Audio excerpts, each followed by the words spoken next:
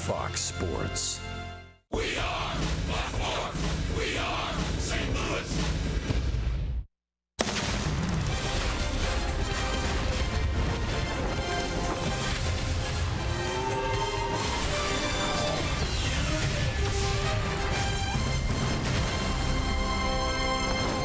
This is St. Louis Cardinals baseball on the banks of the Mississippi. The Stan the Man statue, the main entrance of Busch Stadium. Tonight, game number 2 of the 4-game series, the Arizona Diamondbacks and the St. Louis Cardinals. That's recording. I'm Dan McLaughlin. Jim Hayes is here as well. The Cardinals tonight in game 2 trying to bounce back after being shut out last night. Yeah, you've got to beat the good teams, and the Diamondbacks are certainly one of those good teams. Their left-hander, Robbie Ray, one of their best. And the Cardinals counter with Michael Wacha. What stands out about him? Well, Michael Wacha's been much better of late because he's using his cutter and his curveball more. His last 5 starts, he's 4-1. The usage is up, and the opponent's batting average is down. That means he's using it because it's effective. Take a look at Michael Wacha. Last 5 starts, 4-1, 2.20 ERA. Mixed in there that great complete game at Citi Field. He was unbelievable that game. The only shutout of his professional career. He could not have been better. The walks are also down overall for Wacha. Yadier Molina is back in the lineup tonight. It's the Cardinals and Diamondbacks. Yadi trying to catch up with Pudge, the Hall of Famer. Baseball coming up.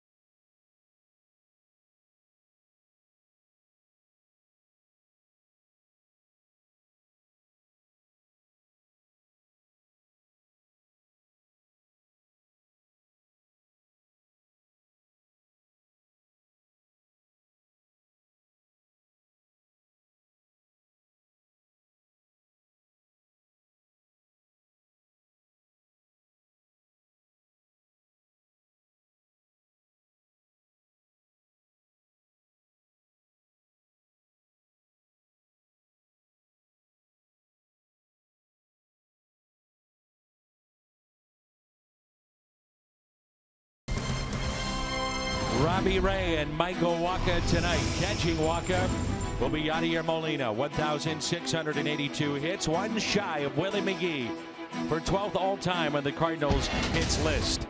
He's moving up in this list as well. Highest defensive wins above replacement. You know it as WAR. Pudge Rodriguez headed to the Hall of Fame this weekend. Gary Carter, Bob Boone, Jim Sundberg, and then the Cardinals' Yadier Molina. Last night, talking it over with Trevor Rosenthal. Who knows, maybe those two close it out this evening. Baseball coming up.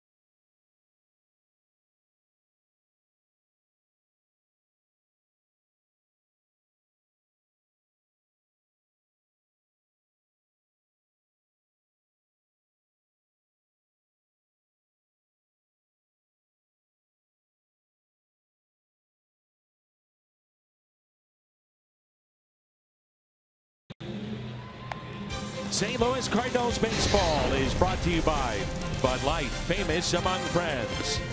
By Chevy Silverado, the most dependable, longest lasting full-size pickups on the road. Find yours at your local Mid-America Chevy dealer. And by Menards, save big money at Menards on all your home improvement needs.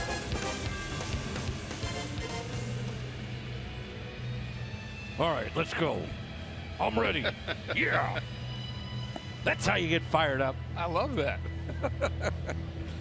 Got to have fun at the ballpark, right? Well, different guys get ready for baseball in different ways. Michael Wacha, he's a little bit more chill, I think, emotionally, but certainly he's been good lately, Dan. The Hyundai pitch arsenal for Wacha, 53% fastballs, as we mentioned in the open. He's used the change and cutter and curveball a lot lately, and there was a time where he was basically just a fastball changeup pitcher. His numbers this year: the one complete game, 18 starts, and a record of 7-4. We noted in the open that recently he has been pitching as well as he has maybe in a couple of years, stringing this amount of starts together. He went 17-7 a few years ago, and we thought this guy had the makings of a #1 starter. It's still a possibility for Michael Wacha, especially he continues this upward trend.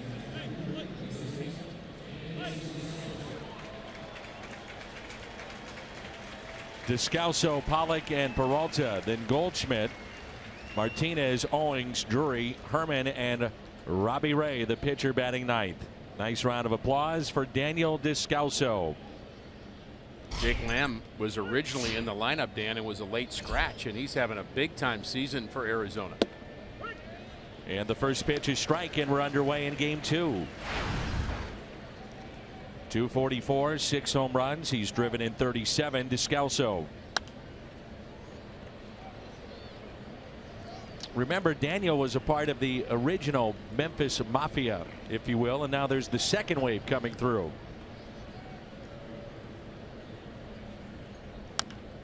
And the curveball is a foul ball, gloved by Luke Voigt. The second wave has got a few more extra players. We've had 6 Cardinals make their major league debut this year. A lot of the young players are having big time contributions. One of the latest to come here, Carson Kelly. Harrison Bader in center field again. There's Luke Voigt, the first baseman. Luke Weaver, last night's pitcher. The changeup blowing away. Weaver really just one bad pitch. Mike Matheny again today saying, you know what, we're pretty happy with him.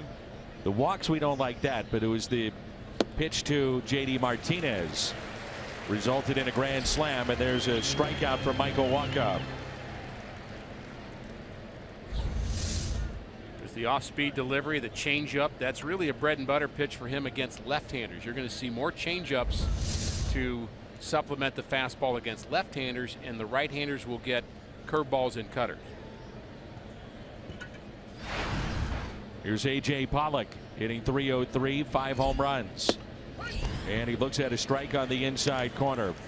Pham, Bader, and Grichuk in the outfield. Jerko, DeYoung, Carpenter, and Voigt on the infield. Molina behind the plate. And around the horn is presented by Dobbs. And the 0-1. 0-2. Just carries himself with more confidence too when you watch Michael Wacha. He's not searching. It's a good way to put it.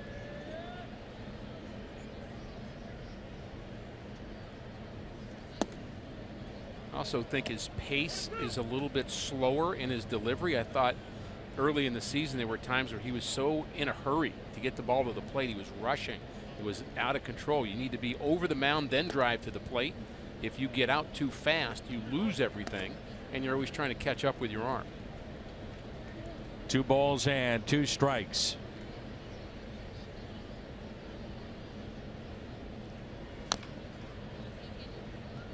I mentioned the other night, you look at the Rockies lineup, there's a length to it. You know, a lot of bats when you get to 6, 7, and 8. Guys that do damage. Same could be said for Arizona. Well, I think you may say it for the Cardinals too, in terms of how balanced their lineup is. You don't have the 20 home run guys as Arizona does, but this is a good lineup. There's no question about it. They're better with Pollock back in it. He's dealt with injuries last couple of years. Very good defender too. Won a Gold Glove and was an All-Star back in 2015.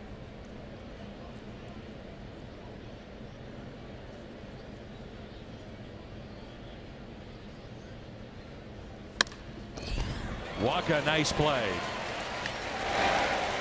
2 outs. The pitcher's job is not over. Once you get rid of the pitch, you have to react sometimes. You don't have a lot of time to do it. Wacha spears that one, gets his man. So 2 outs, nobody on. The batter will be Peralta. The Cardinals Toyota keys to the game. Keep the ball in the ballpark. And a fly ball out to center field. Bader is there. A 1-2-3. Top of the first for Michael Wacha. Cardinals coming up in the home half.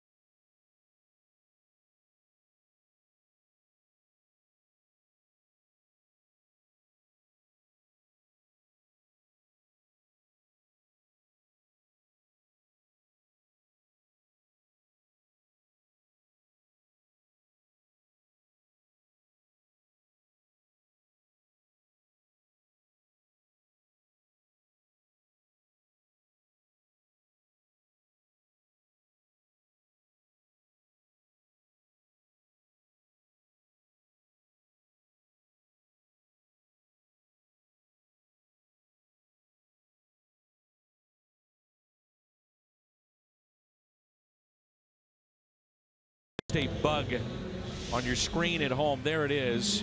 No surprise, Phil attracting bugs tonight. What in the world kind of bug is that? Boop. At least he did that humanely. You sure about that? Eh. Here's a look at Phil's camera and the shots that he gets. As close as he can possibly get to the action. It's Matt Carpenter, then Pham and DeYoung, followed by Jerko, Molina, Grichuk, Voit, Bader, and Waka. And the starter tonight, the lefty Robbie Ray, 9-5, and he's a good one.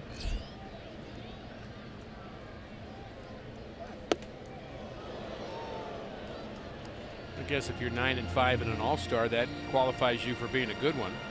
Numbers are terrific. Fastball, curve, slider, change. That's his Hyundai pitch arsenal. He's had 2 starts against the Cardinals that didn't go very well. 0-2, surprisingly. Where he's been very good is away from Arizona. There's a look at his overall numbers. On the road, 5-1 with a 1.51 ERA. The opposition is batted just 174 against him. That's on the road. At home, he's 4-4 with an ERA near 5. Has an explosive fastball. He's not afraid to pitch up in the zone, 94-95.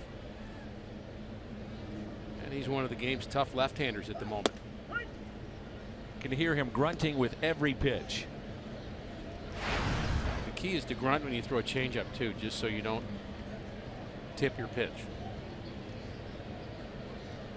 The season numbers there for Carpenter: 250, 14 home runs, and has driven in 48. The 2-2 struck him out.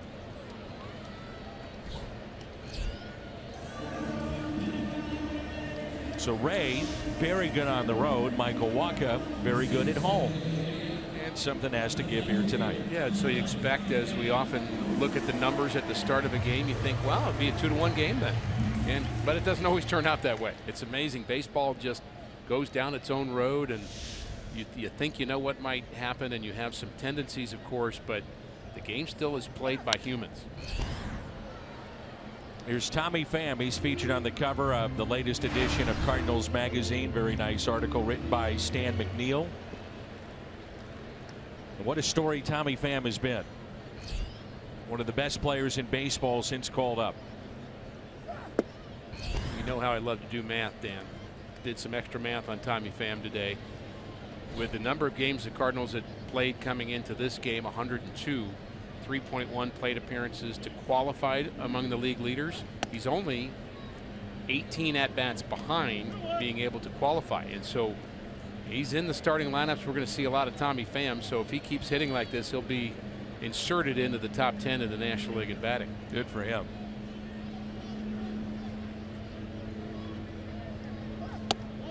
Justin Turner of the Dodgers leading the senior circuit, batting .362. 3-1 the count. It threw Robbie Ray, and a base hit into center field. Did that go through his legs? I believe it did. He threw the glove up, and very similar starts for both pitcher. A strikeout and a ground ball back up the box, and Ray's not able to get it. I think he maybe reacted too quickly. His back was to the ball. He tried to get the ball maybe between his legs, and, well, it didn't work.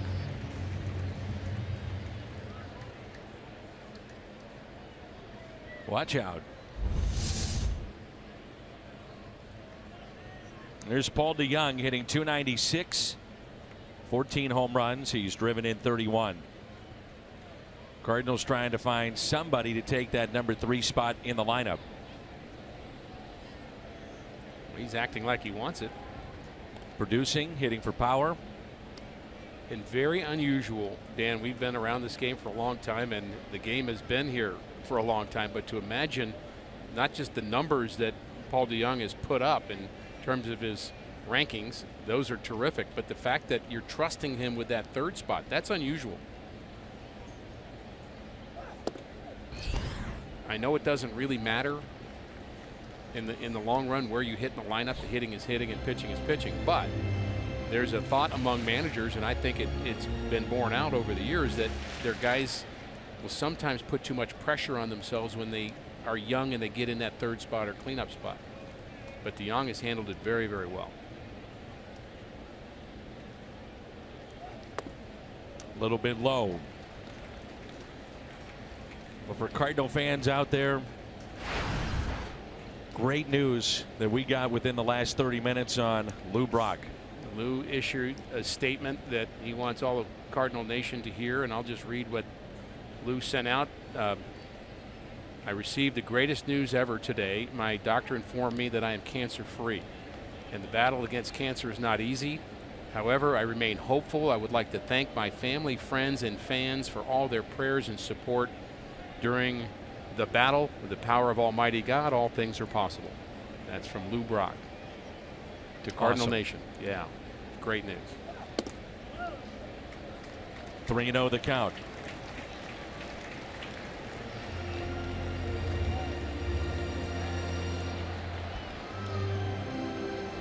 For a rookie, he's got the 5th most at bats in the 3rd spot of anybody. Any rookie in the big leagues. Hasn't been around all that much, but it gives you an idea of his production and what the Cardinals think he's doing to put him in that spot. Aaron Judge leading the way for the New York Yankees, their big slugger. Lost a tooth the other night in a celebration. Yes, they did the hop, and everybody else is wearing a helmet or a hat. They're probably coming up to his chin and whap right into the mouth. It's a tough league. Tough league.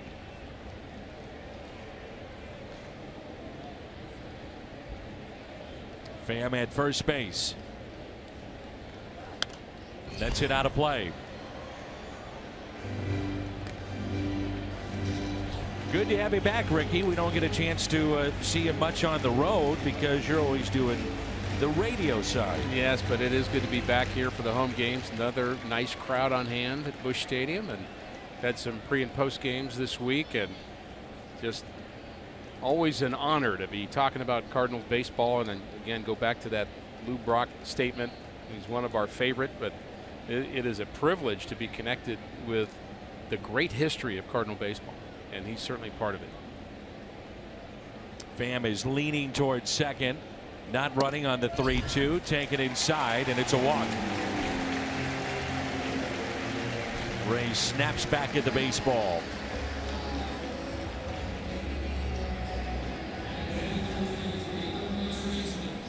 Jed Jerko with 14 home runs this year. Last season against Robbie Ray, a home run. On his way to 30. And the Cardinals team high last year.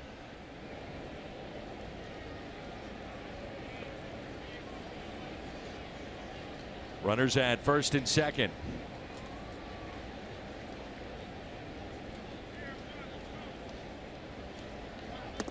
And a swing and a miss.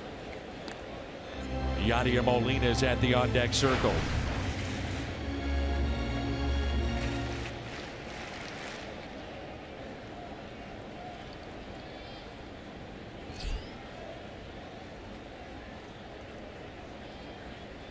Here's the 0-1 pitch.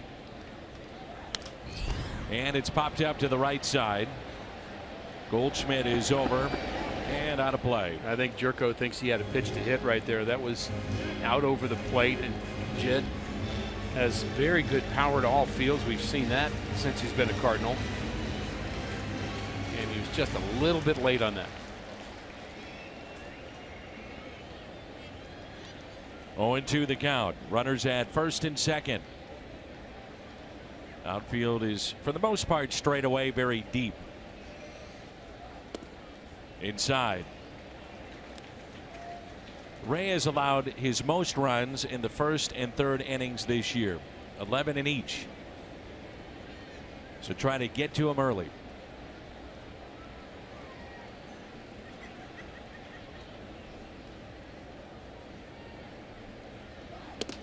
And a swing and a miss. Jerko strikes out number 2 here in the first inning, and it brings in Yadier Molina.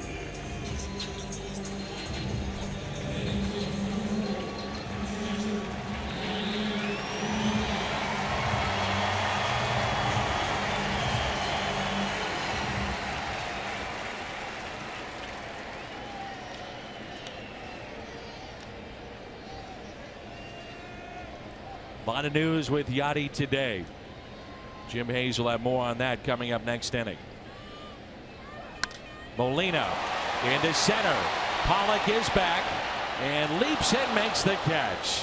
Molina slams down his helmet in disgust.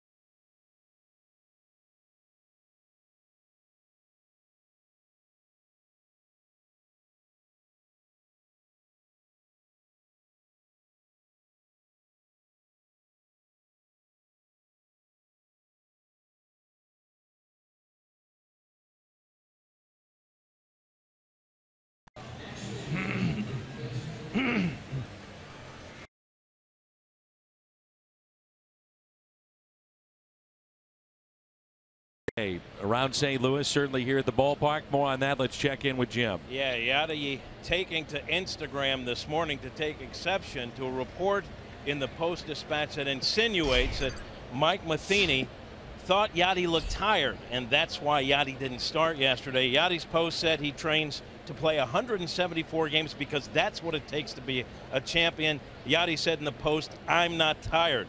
He stood by the post in the clubhouse today saying, "I had to defend myself."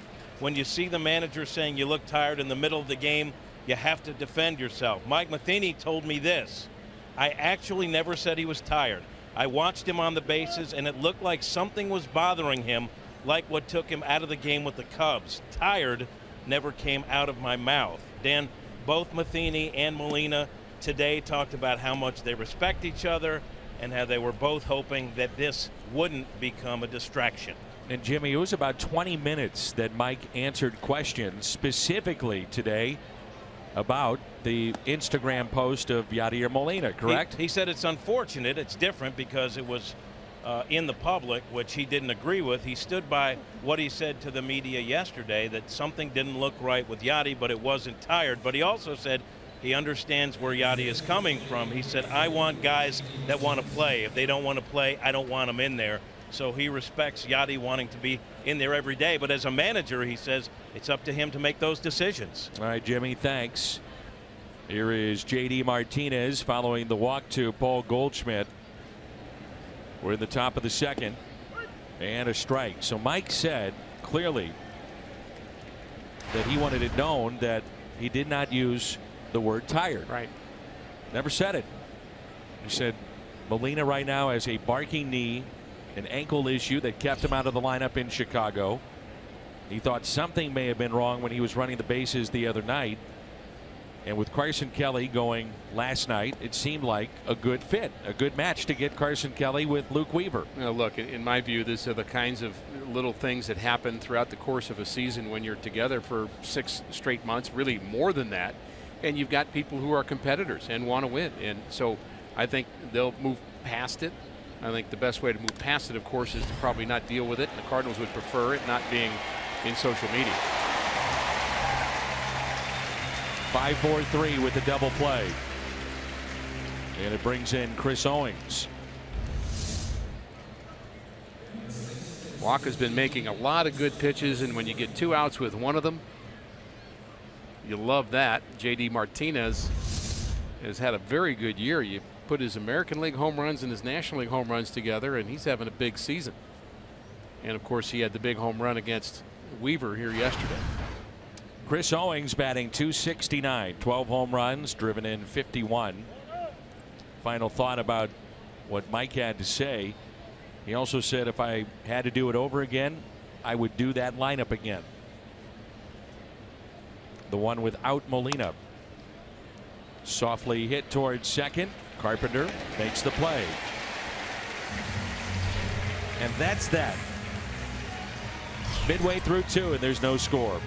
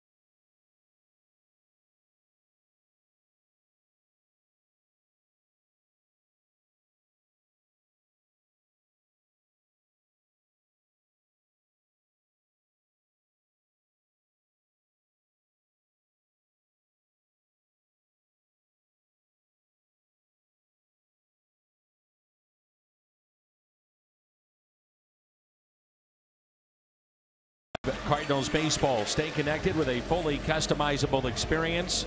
Home screen icons, app features, as well as game day, live game video highlights, radio broadcast, statcast, news, and more. All you have to do is download MLB.com at bat today.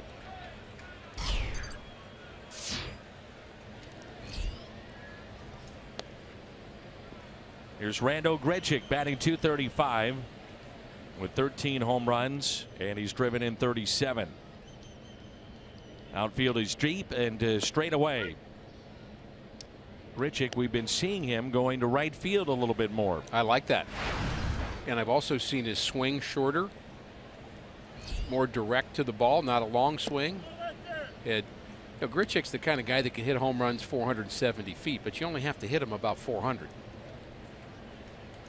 And if you can hit them more consistently, you'll put up bigger numbers. Wow, what a play here. Backhanded by the third baseman, and a terrific play at third by Daniel Descalso. Well, that's just a do-or-die play. You throw the glove up and you just hope you put it in the right spot. This ball's hammered, and we barely had time to get the ball into the screen and into the glove of Descalso. So that shows how quickly he has to react. And I like the way he gave with it and kept moving with the ball and spinning around. If you stop and your body's motion is too solid there, the ball may kick off your glove. You have to give with it a little bit. Terrific form by Descalso. Very good reflexes. Luke Voit at the plate. Watch out. Oh, no. It hits Ray. And he's down. Oh, my goodness.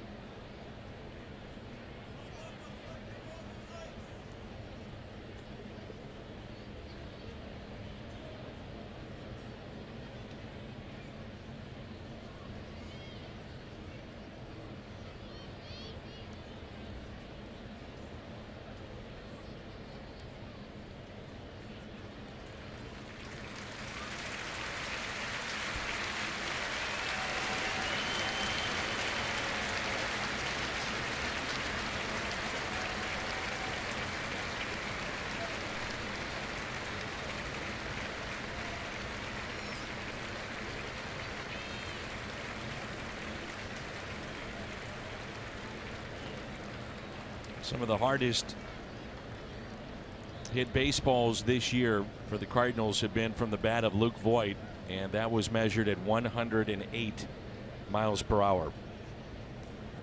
But it's really a tough moment for everybody on the field. That line drive, he had no time to react to it.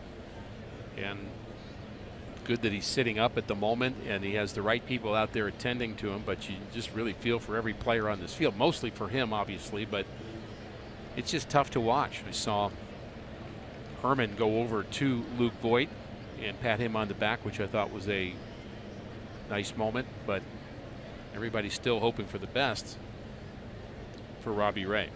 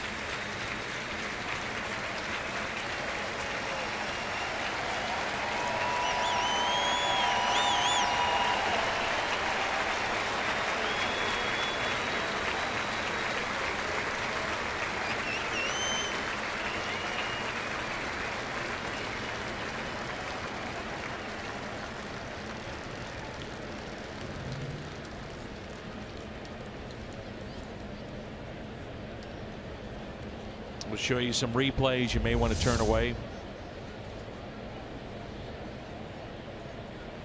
No chance. By the way, watch Descalso make the catch.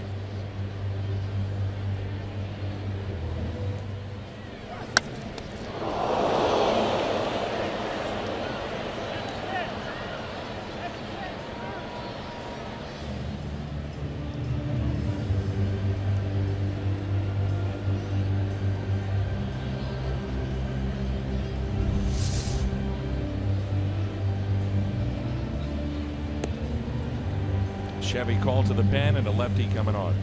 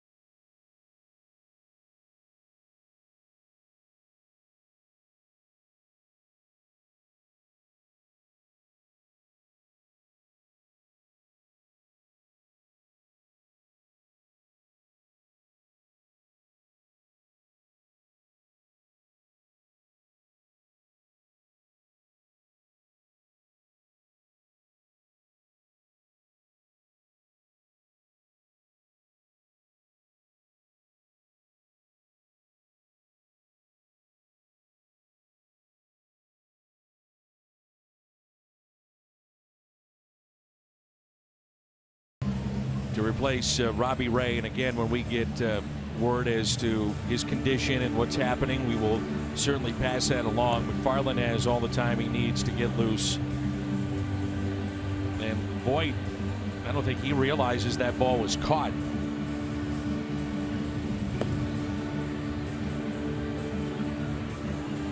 I think that's what happened there. He just found out. And Descalso said, well, sorry, I got you. Well, obviously more important things for Voit to think about before finding out that that ball was actually caught by Descalso. But just a horrific moment, and we certainly let you know about Robbie Ray, Dan, as you said, and McFarland, of course, will get all kinds of time to warm up here. So everybody's going to have to find a way to emotionally move on from this.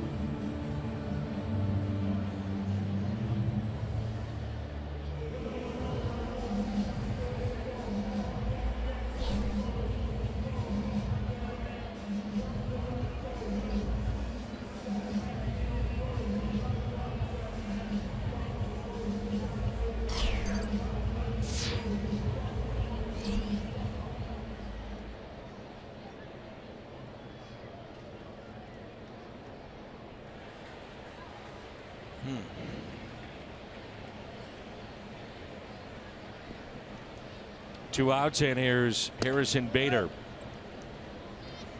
Both managers trying to get their players, I'm sure, refocused if they can. And a number of really impressive displays of sportsmanship during that moment, Dan, that I think spoke for themselves.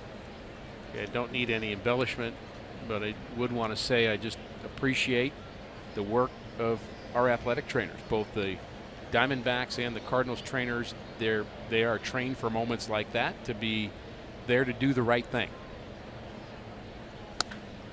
It's sharply but foul.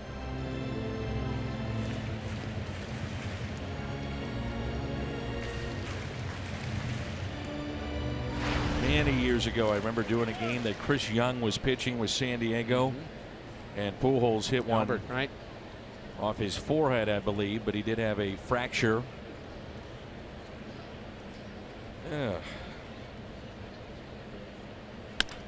Oh my goodness, this one hits McFarland. Bader is safe.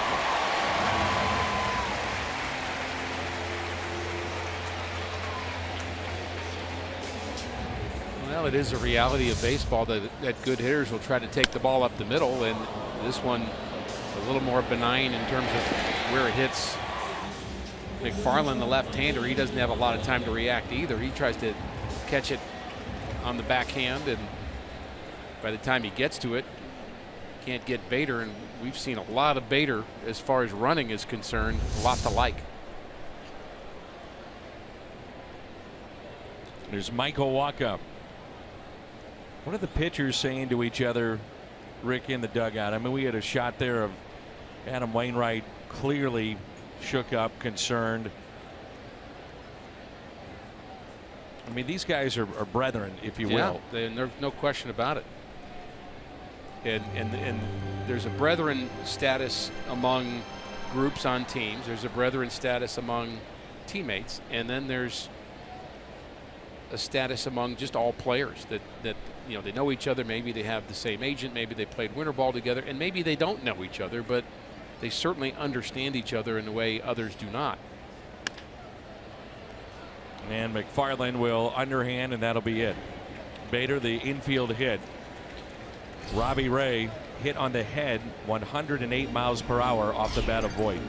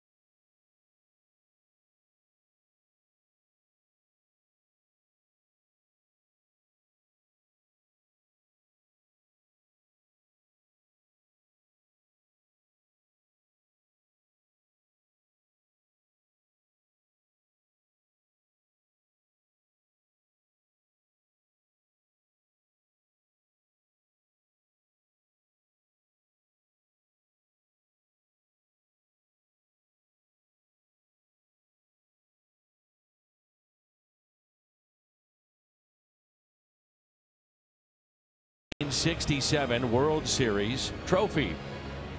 We've been celebrating the anniversary of that championship club that went 101-60. Cepeda the MVP. Gibson the World Series MVP after breaking his leg. And the Cardinals would win it in 7 games over the Red Sox 4-3. Even more phenomenal what Gibson was able to do, because he had to miss at least a month with the leg issue, and he comes back and he just is on fire. And Cepeda, and of course Mike Shannon on that team, so many great Cardinal players in '67. Lou Brock, and part of our wonderful Cardinal tradition. And it's the first World Series I remember. Red Schoendienst is the manager. He's a young manager, Dan, at the time. And Gibson averaged 9 innings per start in 2 different World Series. He put in 64 and 67, I'm sorry, 3 and 68. In those 3 World Series, he averaged 9 innings per game. That's just incredible.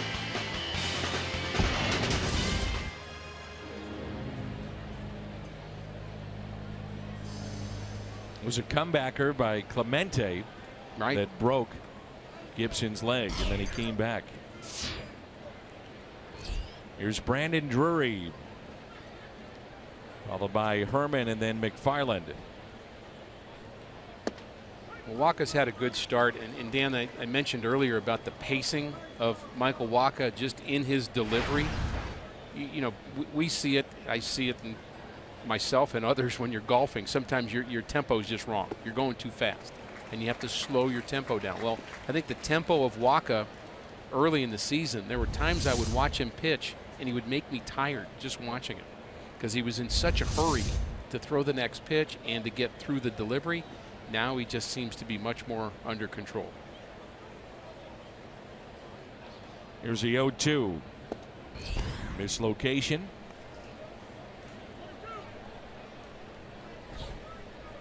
Cardinals staying in this race when you think about the starting pitching, for the most part, very, very good since the All-Star break.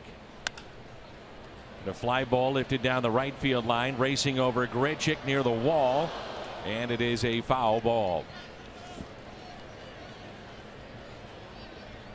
So Cargo go after a foul ball similar in the territory, and there's about a foot, maybe 2 feet, and then all of a sudden you hit the wall. Not a lot of foul territory in most modern Major League Baseball ballparks. And the key is to have padding in the right spot, so an outfielder's coming at full speed to try to catch what may be a fair ball, you don't want him penalized by that. He's got about, what, 2 steps to stop, maximum. Here's a 1-2. And he struck him out. The fastball.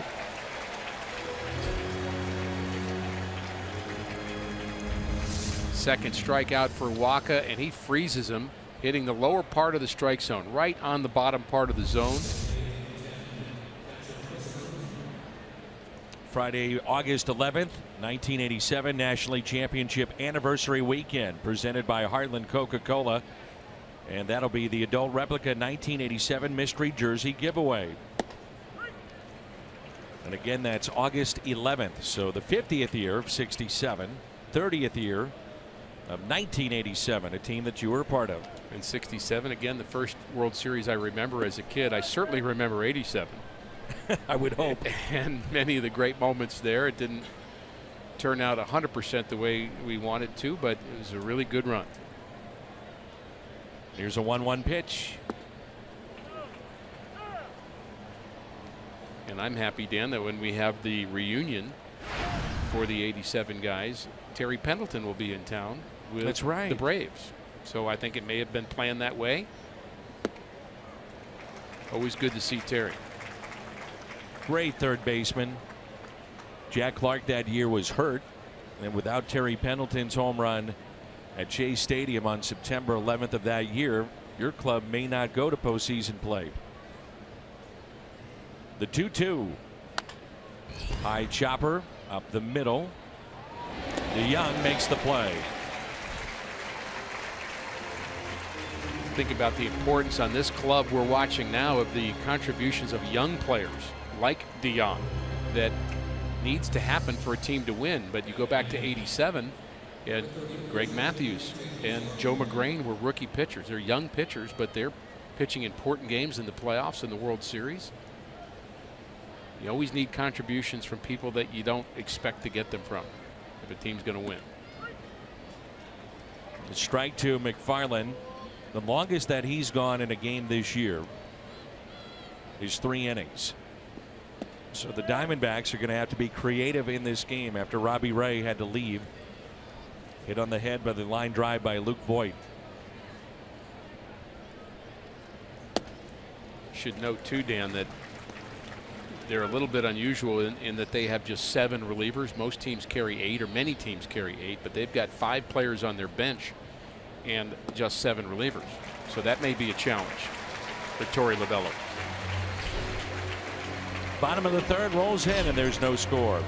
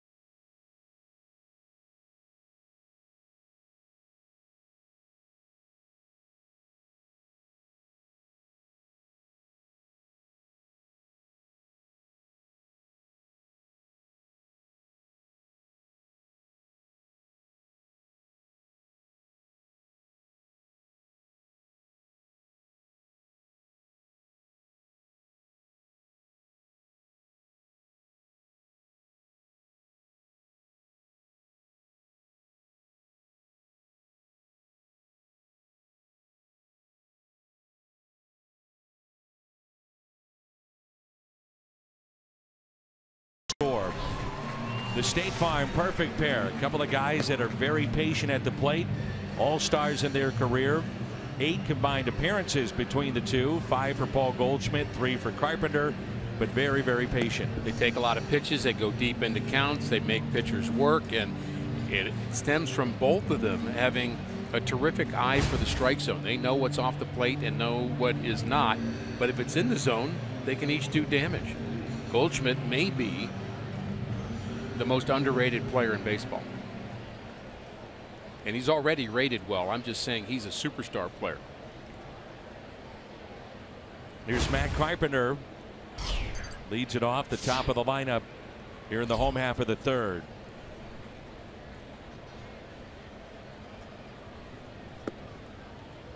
McFarland in for those of you that just joined us.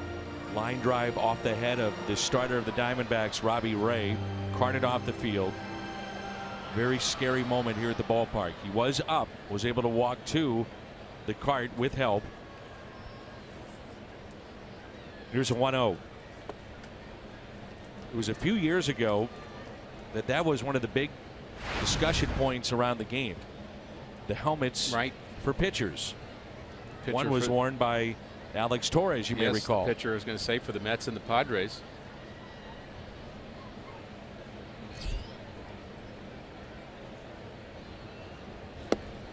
And the way the hat would work, or the helmet if you will, it did not have a top, but it just went around the front and the sides. So the hat was exposed, but the head, the forehead and the sides were protected.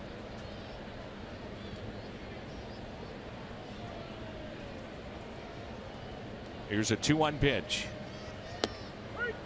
Good breaking ball, and it's 2-2. A lot of teams will make a more pronounced shift after one strike, thinking that a player won't bunt to the left side with one strike. But Matt Carpenter doesn't mind hitting with two, so he was going to drop a bunt there. If the pitch was in the right spot, I don't think he felt like that pitch was a good pitch to bunt down the third baseline, but he was willing to do it. The 2-2. And a strikeout of Carpenter.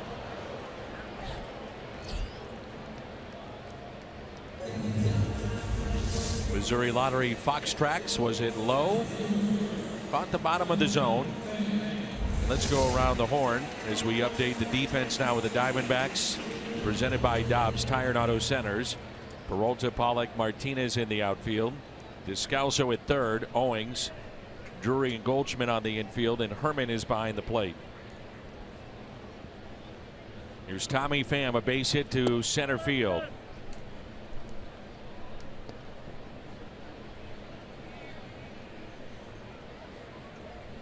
Remember, Pham, in his first at bat, it went through the legs of Robbie Ray. Little chopper left side, taking it short by Owings. And then when McFarland came in, first batter that he saw was Bader, and a hard hit ball off of him.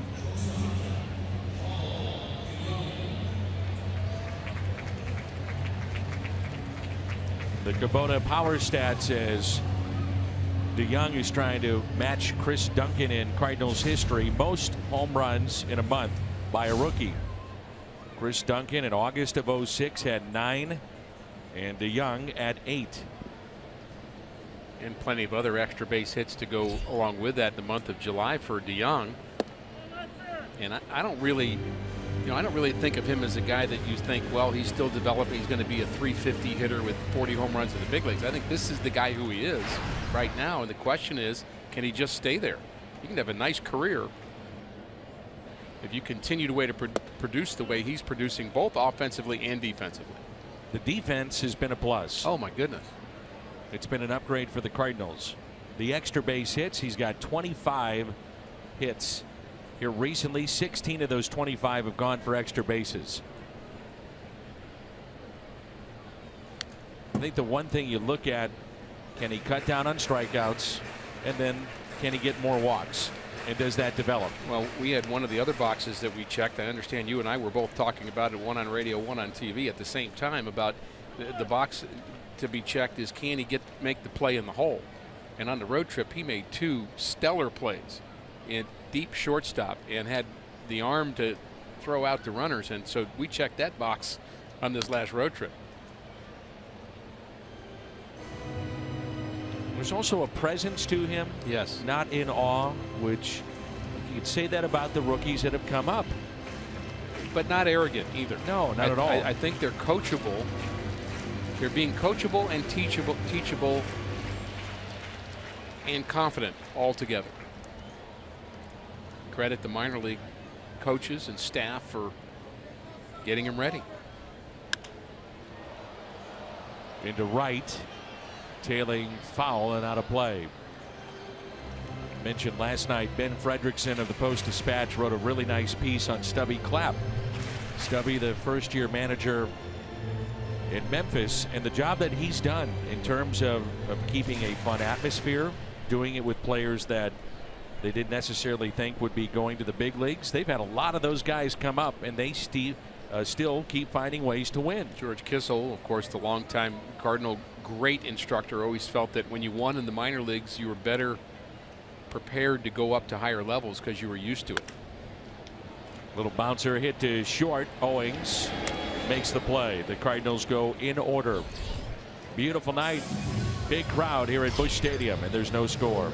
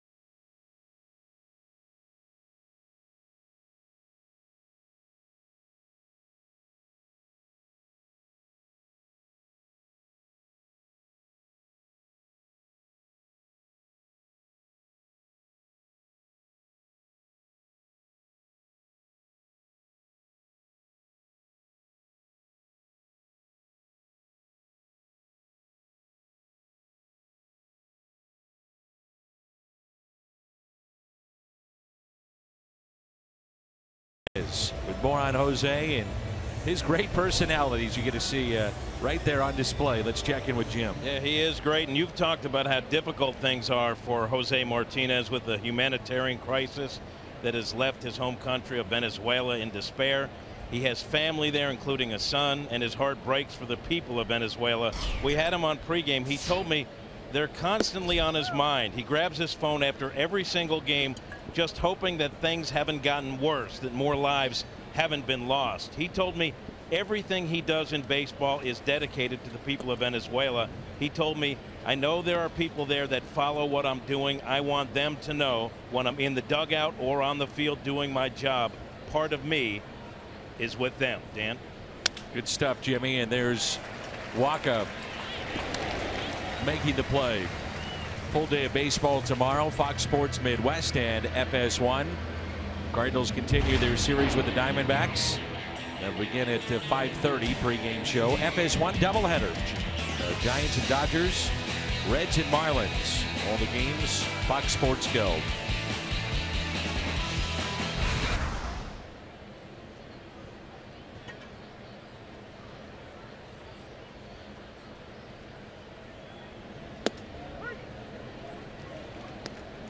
There's a strike to A.J. Pollock. Waka's curveball is sharp tonight.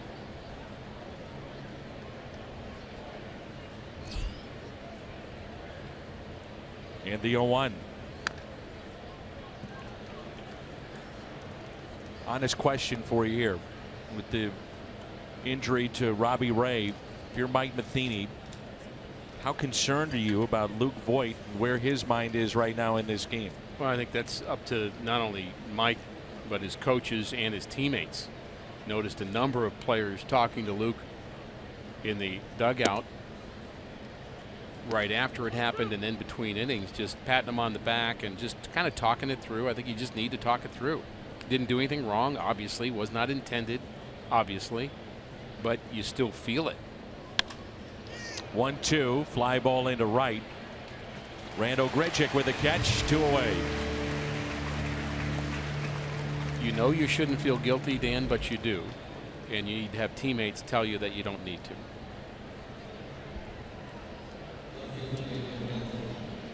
I'm sure in between innings he's asking around in the clubhouse. He can go back there. Are there any updates? Has anybody heard anything? And there's a ball to David Peralta.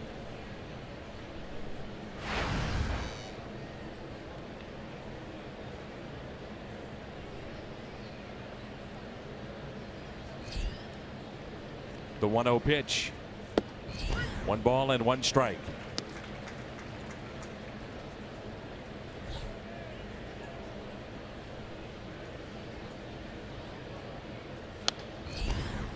One thing that Waka has had this year from the get-go, even in the times in which he's had some struggles, but the velocity on the fastball has been there from day one.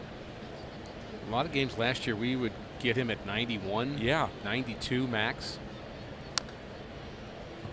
Velocity's improved, and with the improved velocity, he's also throwing more strikes, and that makes sense to me because the pitcher who knows he's not there with his stuff starts to pick a little more. He doesn't have to pick at 95 quite so much. Ground ball that's hit to second. Carpenter makes the play. He's locked in tonight. Looks good. Midway through 4, no score.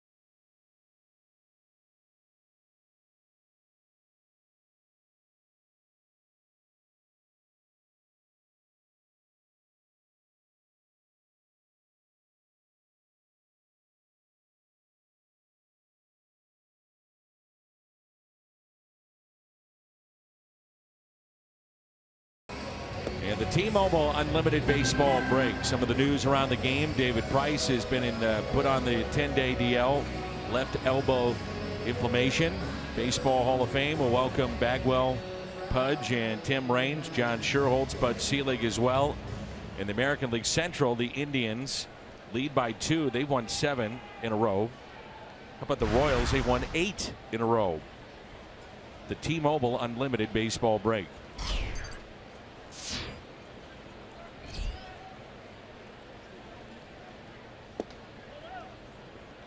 No, Dan, it was disappointing last night that the Cardinals weren't able to get any offense going, and Luke Weaver picked up the loss in game 1 of this series. But I think we're at the point where you certainly want to win series, and I know that's not the way Mike Matheny likes to think about a series. He wants to win every day, but I think you win series from here on out, you're going to be right in it. No one running away with the Central. If somebody wins 6, 7 in a row, you think, uh-oh, watch out. Here's a 1-1 to Jed Jerko. Takes a pitch low. This is a key weekend for the Cardinals. You win these games, you're going to gain ground on either Chicago or Milwaukee. They're playing each other. Exactly. The Pirates in San Diego later tonight. Brewers a 1-0 lead. That's in the bottom of the 4th. Brent Suter, the lefty, against Quintana, the lefty of the Cubs. Cardinals just haven't been able to get back to that 500 spot. They were there on the 3rd of June and have gotten close 2 or 3 times recently and just haven't been able to get over that hump. But if they can take the next 3 games, that's a big if. But take the next 3 games of this series, they're over 500. The 2-2.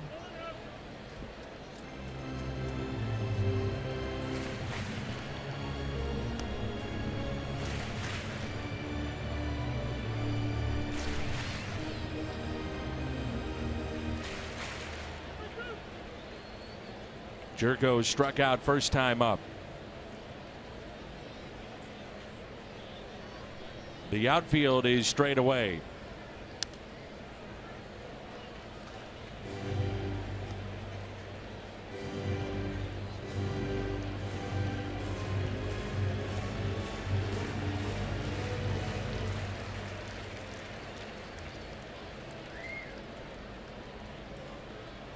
Dexter Fowler sighting. Jerko, a fair ball inside the first base line. On his way to second. Martinez throw not in time. Diving in head first. Jed Jerko, leadoff double.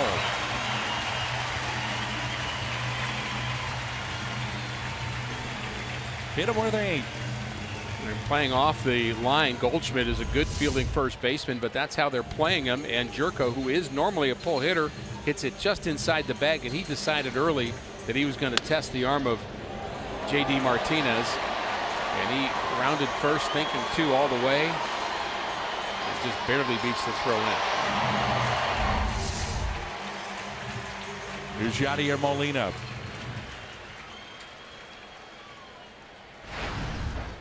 Molina lined out to center. First time up, then slammed his helmet down in disgust.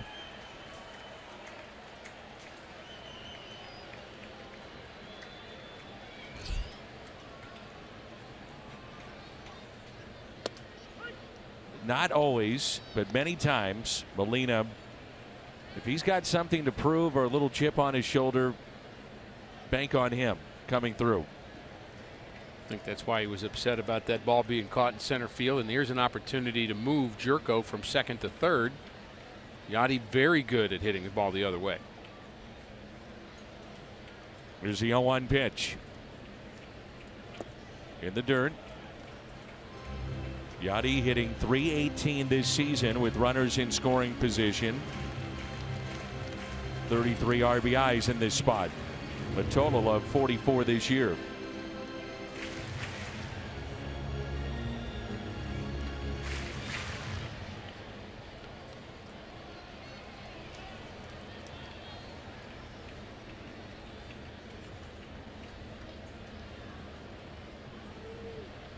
Adrian Beltre is now 3 away from 3,000 hits.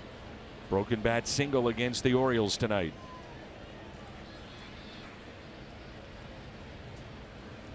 Here's a 1-1. You know, it's interesting what you said about having something to prove, and players will say occasionally you'll be in conversations with them. You know, the reality is that's what we have to do every night.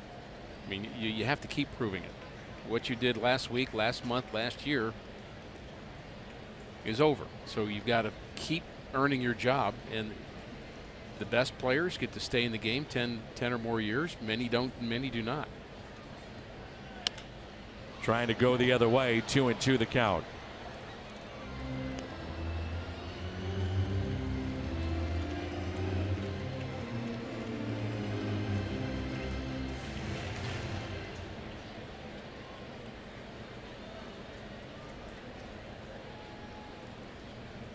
Mentioned the Pirates on the West Coast tonight.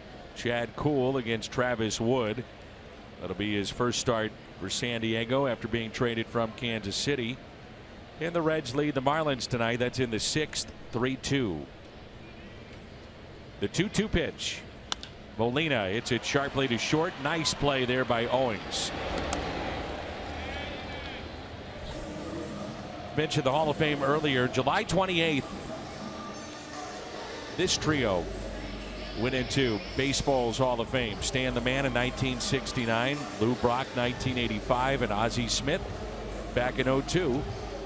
And once again, for fans that just joined us, a statement from Lou Brock. Today I received the greatest news ever. My doctor informed me that I am cancer free. The battle against cancer, not easy. However, I remained hopeful. I want to say thank you to family, friends, and fans for all their prayers. Awesome news with Lou Brock.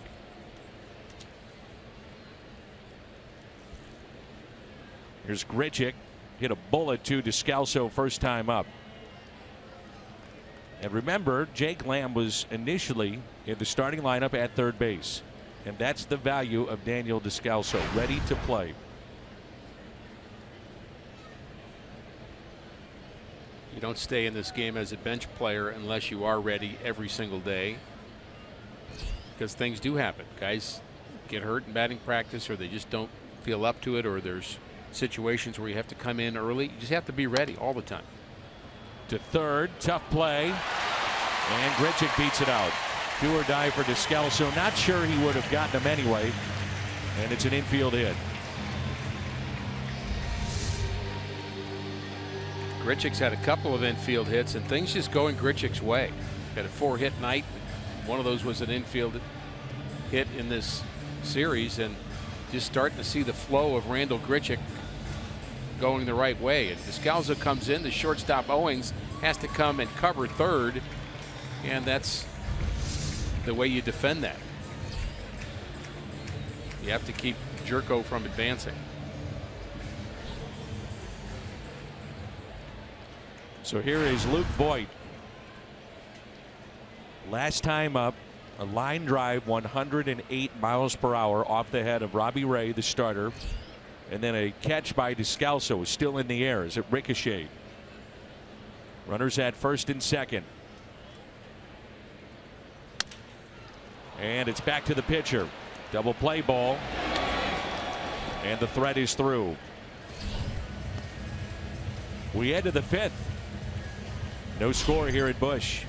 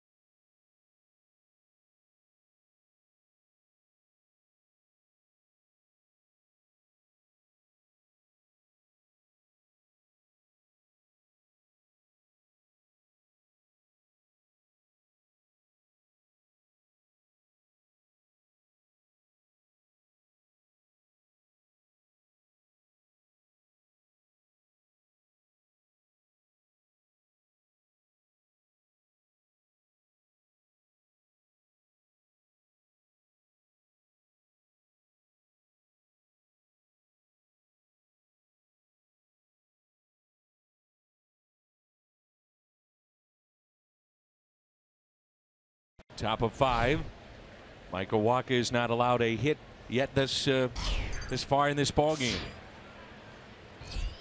He's had one walk. That was Goldschmidt, and he was erased on the double play. 5-4-3 back in the second.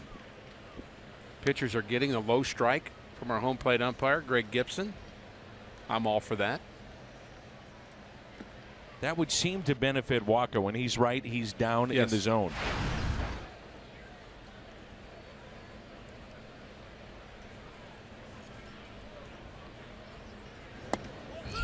I was talking with Luke Voigt today, who's at first base in the clubhouse, and I said, what's the most you made in the minor leagues? Every 2 weeks, a check for $700. I said, things have changed a little bit. He said, I've made more money in the last month than I have my entire time in the minor leagues. And that doesn't even count the $25 he gets from his grandmother for home runs, right? Good point. Hadn't thought about that.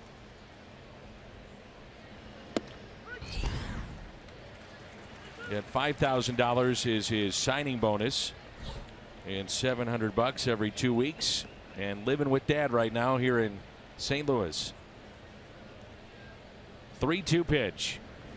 Struck him out, comes back to get him. 4 strikeouts. The Kia in the driver's seat, the Cardinals starters here at home. Lynn, Wacha, Leake, Wainwright, Martinez. It's very, very good. All good numbers, absolutely. The Cardinals starters, and we mentioned Derek Lilliquist starters from the All-Star break on, have been very good. The team ERA, in fact, is just 3.03 since the All-Star game, and the starters leading the way. Derek Lilliquist, you know, you think about the trade deadline, where players may come and go, contracts for next year. And then you also think about a coach and what it's like for them. You've been in that spot. Oh, yeah. You know, the coaches that are here. And Derek Lilliquist has done a tremendous job.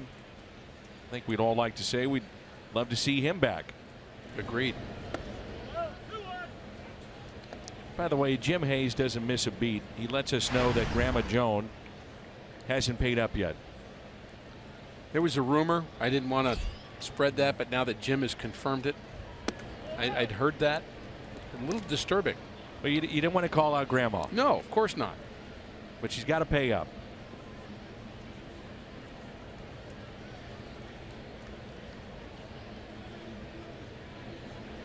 The 3-1 pitch, a ground ball 2 short. Out number 2.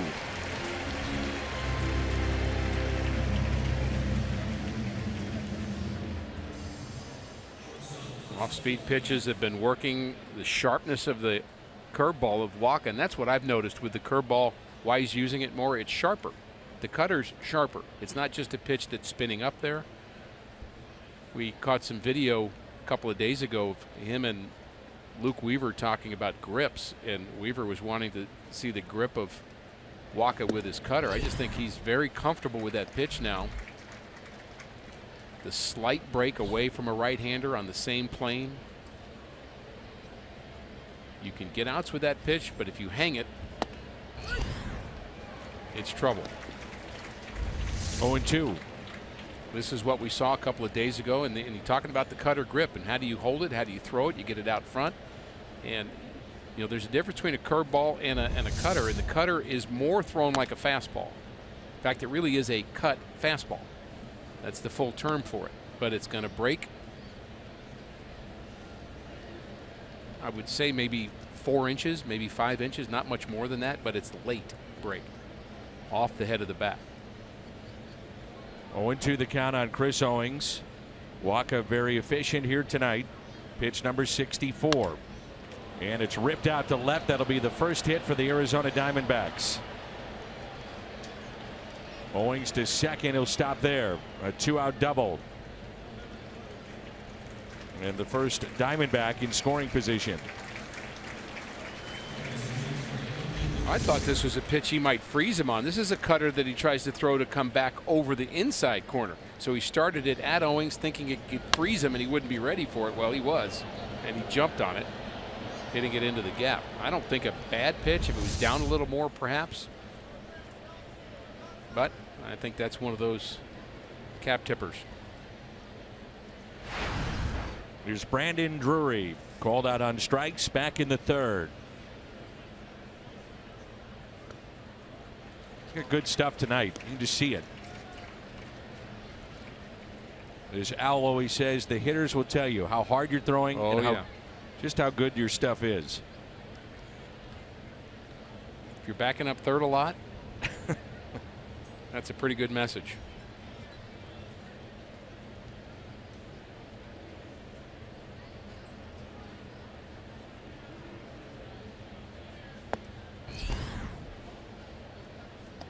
It's oddly exactly what Kevin Seegers told me on this last road trip about his recent success. He said the hitters are showing him that his fastball has more life to it. Sure. He's opened up a little bit. He was pitching too closed against the front leg and really throwing across his body, changed a little bit in his mechanics. And that's what he said. The hitters are telling me.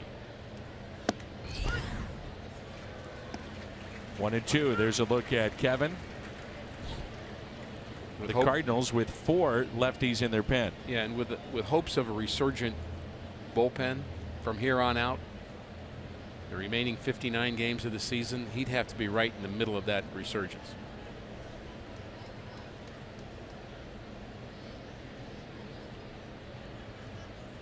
And the 1-2 pitch to Drury. In the dirt, kept in front by Molina. How much were you making in the minor leagues? You know, it really hasn't changed much. I was going to say that when you're talking about what Voit was making. The first year, I think it was 600. And then if you've hung around for a while, you get up to 700 at the A-ball level. And that's for 5 months. So you make $3,000 or $4,000 a year. Well, they're probably making no more, the A-ball players, they're probably not making any more than $4,000 or $5,000 a year to play A-ball for a summer. That's a professional player making, let's say, $6,000 or $7,000. You get up levels, you go up to AA, they have a different minimum. They have AAA, they have another minimum. And of course, it goes up to the big leagues where the minimum is pretty good. A little bit over $500,000. Well compensated. 3-2 the count on Brandon Drury.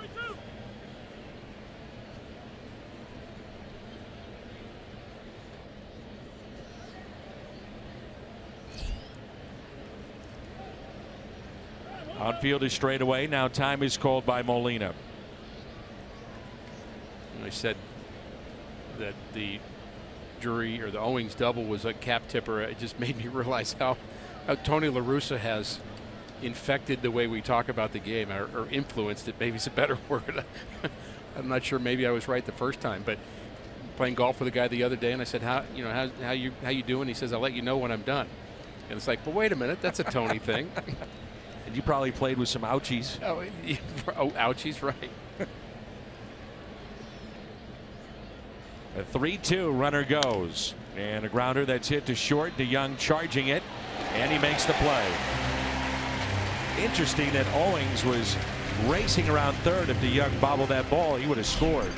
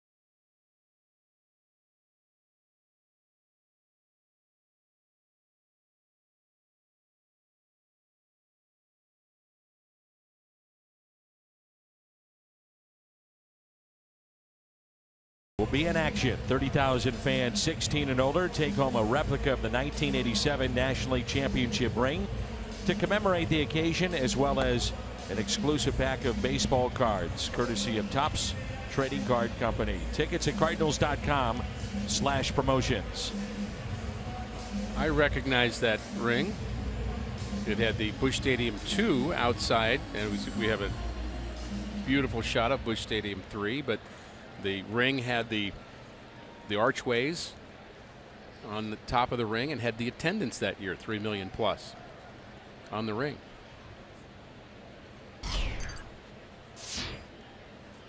Whitey very proud of the fact that he got people back to the ballpark. I asked him, I said, what's your greatest accomplishment in St. Louis? And he said, fan attendance, getting people back and interested in a fun style of baseball, but bringing the fans back to this great baseball town. Harrison Bader at the plate, and he pulls it foul. McFarland in relief of Robbie Ray thus far. He's gone 2 1/3. He's gone 5 innings twice in his career, most recently 2016. He did it once in 2014.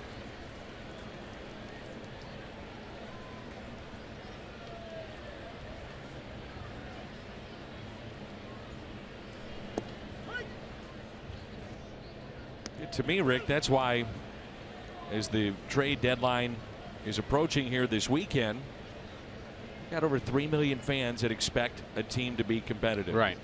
Right. And for the Cardinals just to say, well, yeah, we're within 4 or 5 games, but we don't have it. I don't think that flies. It really hasn't been the organizational style either. They've always been bent on pushing to the finish. You worry about next year. Cardinals have a farm system that was towards the bottom of the pack a few years ago, and they have worked themselves right up to 8 or 9, I believe, in terms of minor league ratings. And so there's a lot of good players coming. And the idea of, they'll get here sooner or later, but the idea is you want to win now, and fans want to win now, players want to win now. There's Red Shandings there in the back, and the far right at the top, Bob Gebhard, John Vooch there on the left in the back row, Michael Gersh, the general manager, and then John Mozeliak. Bader, fly ball, deep right, and the catch is made.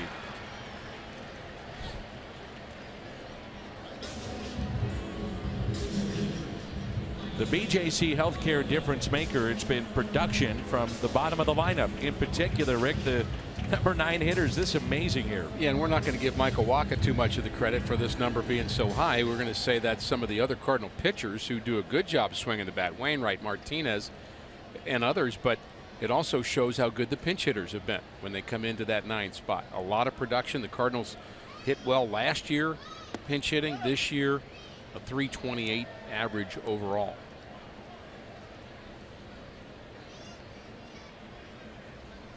You got Lance Lynn hitting left-handed. I mean, what else do you want? That was behind the cage when Lynn was taking those hacks left-hand. I mean, he was hitting ropes today. I'm serious. Wow. He was hitting the ball well. When that first came out that he was going to start batting left-handed, I thought that was a Lance Lynn joke. I was checking the date, making sure it wasn't April 1st. I wasn't buying it. Here's a ground ball that's hit to second, as Lance told Jim Hayes. It was all about launch angle. Right. Launch angle. Yeah. I get a kick out of Lance. Gruff, mean, all that. Yeah, he's a good guy. He was on one of my, we first got signed by the Cardinals. He was on one of the caravans. Yeah. And forged a friendship ever since. Been one of my favorites. He'd probably be upset that I'm saying he's a nice guy.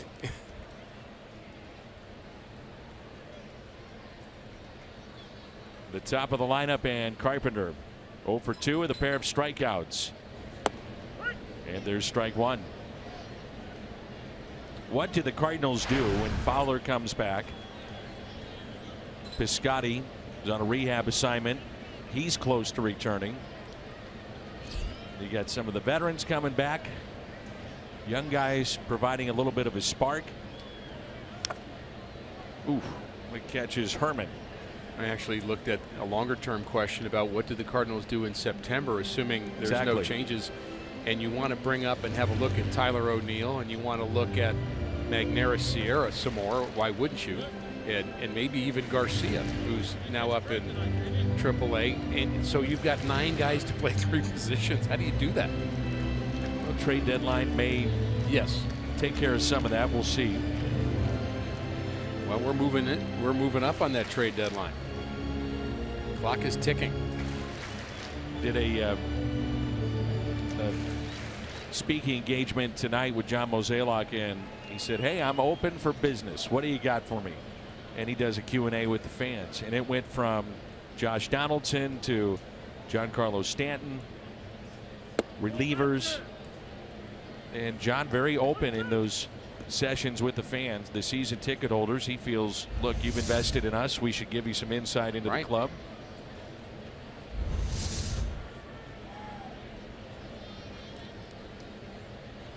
Well, to get, you have to give.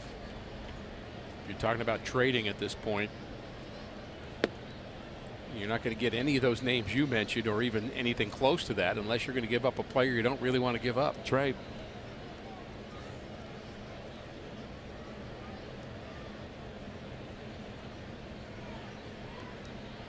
Had been wearing some tape on the right hand, and looks to be maybe a little tape and some protection there on that finger.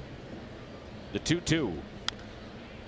Word from the Diamondbacks PR department, Robbie Ray alert when he was taken to the hospital for further testing, so that's good news. If we hear more, we'll pass it along. For those that have just joined us, Robbie Ray took a 108-mile-an-hour line drive off the head and was bleeding off the bat of Luke Voit. And that was in the second. 2-2, hit into the shift. Carpenter 0 for 3. We head to inning number 6. Well-pitched game on both sides.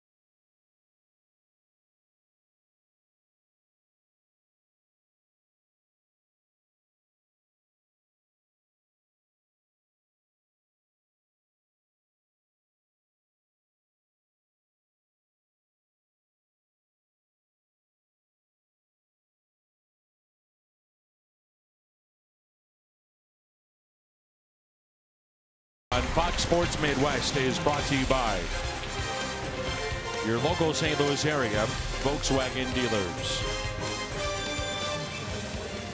Greensfelder Building across the street, one of the top law firms in the country right here in St. Louis. Their sign you see here from the ballpark. And Michael Wacha has been very good tonight. Well, we said at the onset that on paper you'd expect this to be a well-pitched, low-scoring game, and Michael Wacha has led up to the billing, or certainly done his part of it, and so has T.J. McFarland in relief of Robbie Ray, who was hit early, as we mentioned, and McFarland has pitched well, and so is Michael Wacha, and here we are 0-0 in the 6th. I would imagine the Diamondbacks thrilled with McFarland so far. Oh boy. Say he's getting close to the end of his line. There's Chris Herman, then McFarland's spot, and the top of the lineup.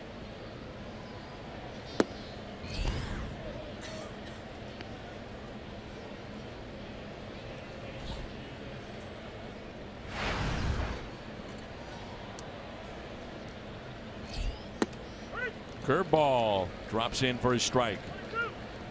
With 2 strikes, Jerko shifting to the right side of the infield. Sometimes a catcher will reach for it like Molina, but he set up outside, caught the plate. Hit the other way. Pham. When the Cardinals hit a home run, get a free frozen Coke or McDouble the next day through the McDonald's app.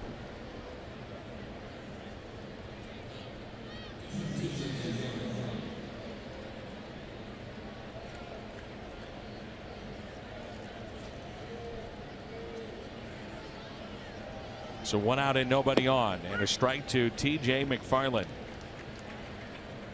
We'll see Zach Greinke this weekend.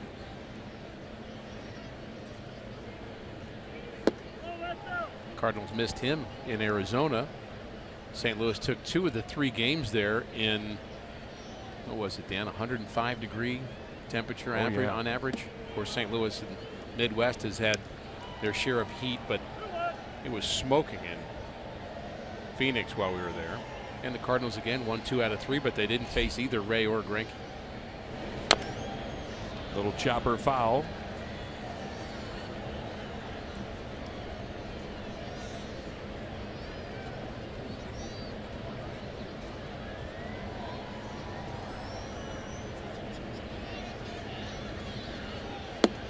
Right down the middle. And doesn't get the call. Where's that pitch? Are you kidding me? Where is that pitch? Call it high? I don't know. Well, it wasn't high.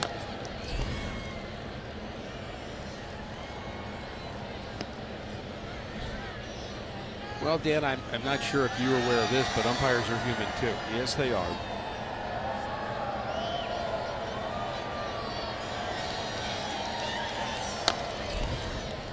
Put in play, Jerko gloves, and the stretch by Voit. Should be fun tomorrow. What's on tap? Presentation of Budweiser. Pair of right-handers, Mike Leake going for St. Louis, and the Diamondbacks countering with Zach Greinke. He's 12-4. Leake 7-8. Will come your way at 5:30. Greinke's such an interesting pitcher to me because when he has his dominant seasons, he's dominant plus, and then some seasons he's kind of okay, and there's no rhyme or reason to it. But when he's right, breaking pitches are so good. Has a good live fastball. He's just hard to square up. Fireworks after the game tomorrow. Come on down to the ballpark. Daniel Descalso, the 1-0 pitch. 1 ball and 1 strike. Even when Descalso started this game, a nice round of applause for the former Cardinal. Fans here, they do not forget. Once a Cardinal, always a Cardinal. I was told that a long time ago. And that's how the former Cardinals are treated. Treated so well, the alumni. We talk about it a lot, but 75 former Cardinals living in the greater St. Louis area decided to stay part of the community, part of this Cardinal scene, and it's really a great connection of friends.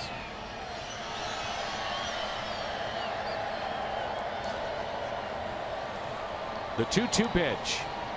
Descalso just past Voit and into right field. Second hit tonight for Arizona. There's our old buddy Dave McKay. We talked about him last night. He'll go over the scenario and 2 outs, what to do, times on the pitcher. Good effort by Voit.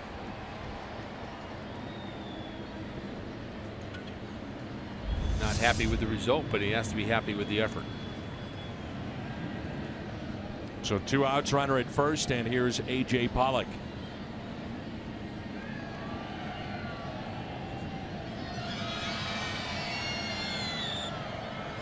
Pollock, a base hit into left center. Racing over Bader. Cuts it off. Throw into second base. And Voit is there. A double for Pollock. And it brings in Peralta. I think Bader saved a run by running that ball down in left center field. And this is exactly what they were working on. Mike Schilt and Ollie Marmol and Bader in center field, working on balls hit to his left and his right and getting the ball into the infield quickly. And he's a plus outfielder. But there was a lot of work going on here early, Dan. It was before the Cardinals took batting practice around 3 o'clock. Bader was throwing to every base, trying to get a feel. And if he doesn't get to that ball, goes to the wall, it's 1-0. There's a lot of work going on early that most fans would not see. In fact, the ballpark's not open yet, so you have to be an usher to see it, or a broadcaster. But Mike Schilt, I have great respect for him. And he's the guy, you know, fans always wonder who's going to kind of hold people accountable. He's not afraid to tell you when you did the wrong thing. I don't think any of them are, really. But Mike is well respected. Here's Peralta. 0 for 2, fly to center, grounded out to second. 2 outs, runners in scoring position, batting .355. And Paul Goldschmidt at the on deck circle.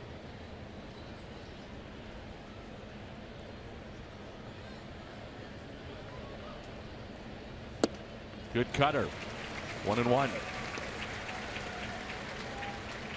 Wainwright, or Walk, I should say, was so-so his last start. The cutter in on the hands against Chicago, but he's rebounding. He's pitching like he did against the Mets.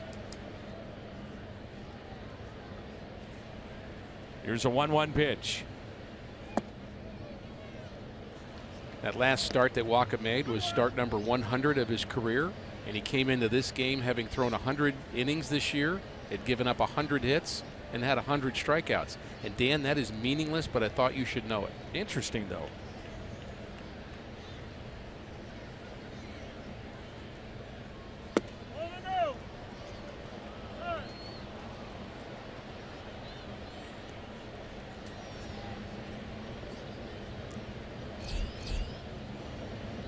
.64 of his 100 career starts have been at least 6 innings. 59 quality starts.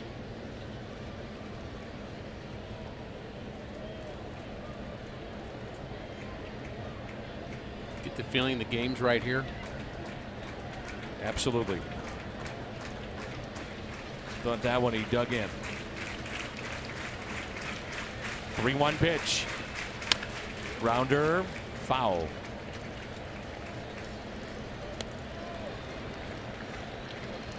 This crowd will come alive on the 3-2.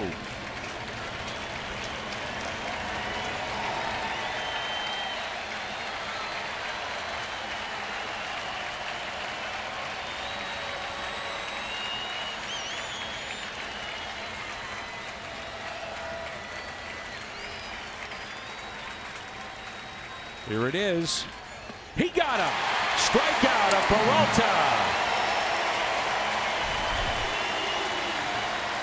Arizona strands 2. Little fist pump from Michael Wacha. The breaking ball. No score midway through 6.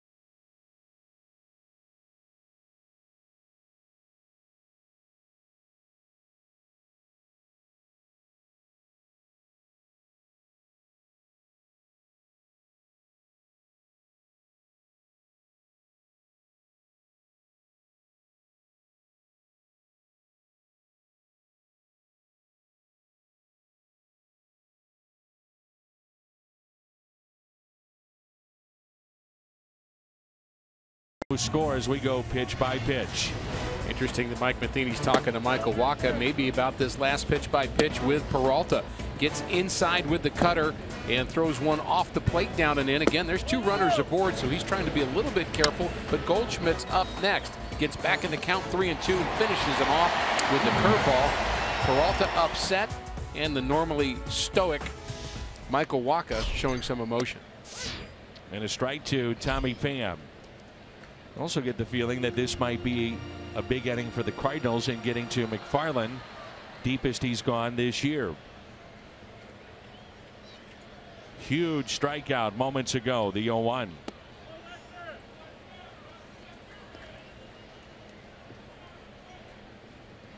Three and a third, season high, 3 hits and a strikeout.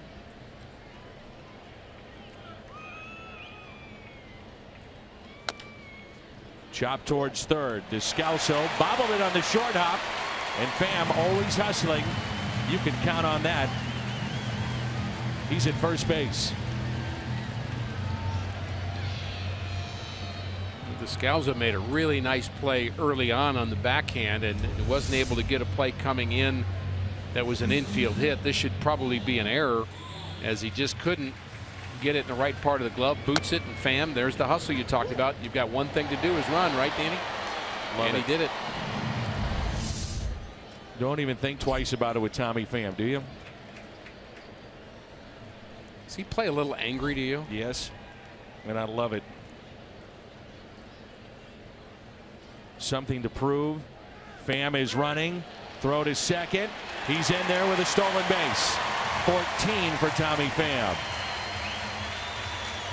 The way I look at it, Rick, and this may shock people, this is his 12th year in the organization. Now think about that. 12 years, a lot of bus rides. A lot of times people thought he couldn't play at this level, and he's showing everyone he can, and he's going to make sure you know about it too, and that's okay. Couldn't agree more.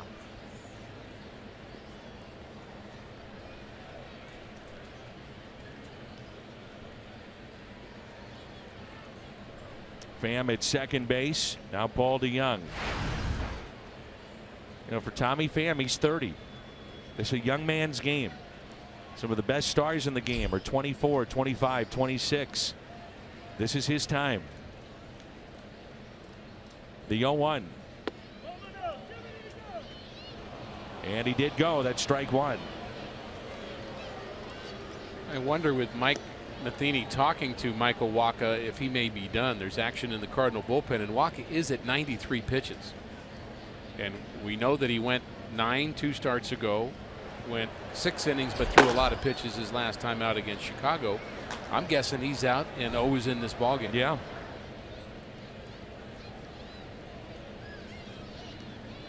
Here's the 0-2 pitch to Paul DeYoung. Inside. DeYoung already has made some adjustments, especially with right-handed pitchers and the slider, which is, you know better than most, Ricky. I mean, that's a difference maker at this level. Oh boy.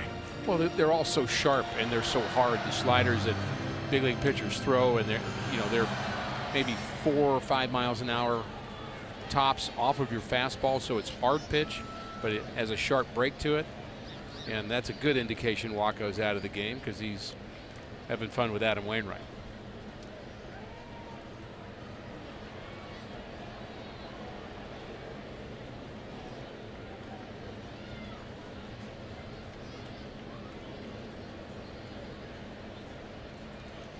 Tell you, nothing better than the feeling of a good start and knowing that you had a job well done. You've waited 5 days for the day, and you got the job done, and you helped your team. Now you can enjoy it. You almost start to enjoy it immediately. They say you're out of the game. Your first thought is, I don't want to come out. Your second thought is, now I can get some sunflower seeds and listen to Adam's jokes and watch a big league game for a few innings. And maybe get a victory. The 2-2 pitch. Fouled back. You can see them trying to pound him in. He's got a little bit of that crossfire too. Well, adjustments, as you talked about DeYoung, adjustments are part of this game. If a player does not adjust well, pitchers and hitters or whoever you're competing against, they figure that out pretty quickly, and they just go to that spot.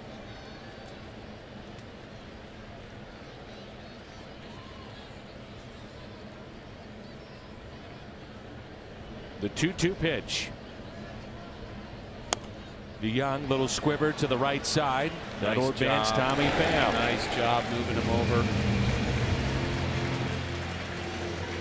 He 100% gave himself up for that, and his teammates recognizing that, and they're going to greet him in the clubhouse. And yeah, you want more, but he knows and they know that he does the job. Look at the pitch. It's inside.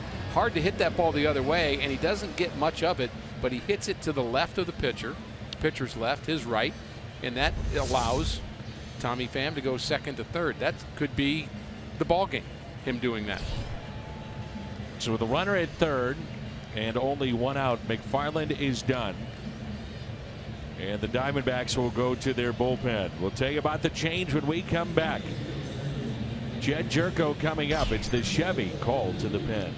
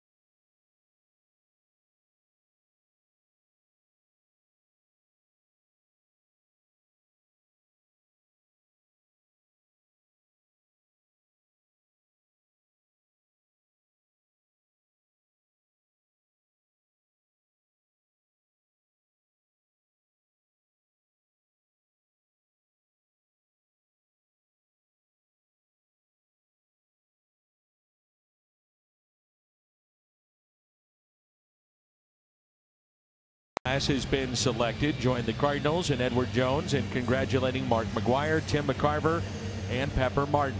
2017 Hall of Fame induction ceremony. Fox Sports Midwest Live. Open to the public August 26th at 2. And learn more at cardinals.com/HOF. Ruby De La Rosa. They have two De La Rosas in their bullpen. This is the right-hander, Ruby. Both of them have been starters in the past. This one throws 95 to 97 and has a sharp slider, and that's what he starts Jerko off with.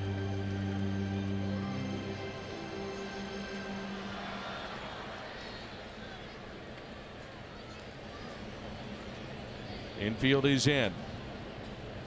And the 1-0 pitch to Jed Jerko. Good slider. 1 ball and 1 strike. You can throw Jed Jerko 5 sliders in a row and try to sneak a fastball by him, and he's still going to be looking for it. Man can hit a fastball. Yes, he can.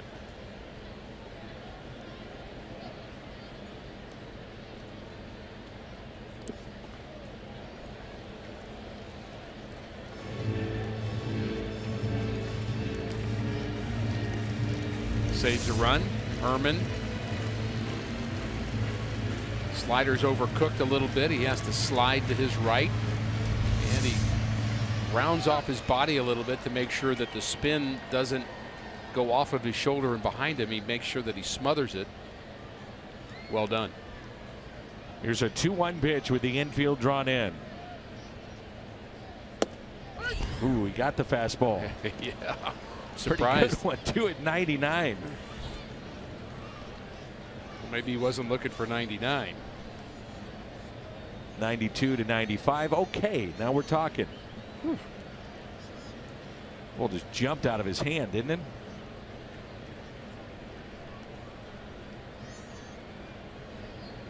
Let's see if he gets a fastball here. The 2-2. Jerko ready for it. Into center. Base hit, Jed Jerko. Pham generates that run. Hustling down the line. Stealing second base and scoring the first run. It's 1-0.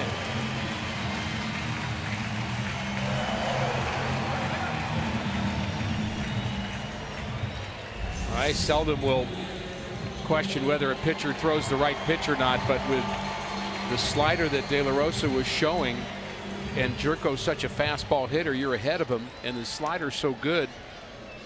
I think him shaking off the slider and going to the fastball was the wrong move. Again, it's always easy to say that on the post side of a result, and if you're a Cardinal fan, you're glad it happened. Here's Yadier Molina. For the Cardinals, their first run they've scored, you may recall, since the 7th inning of the game on Wednesday. Now Michael Wacha could be a winner tonight.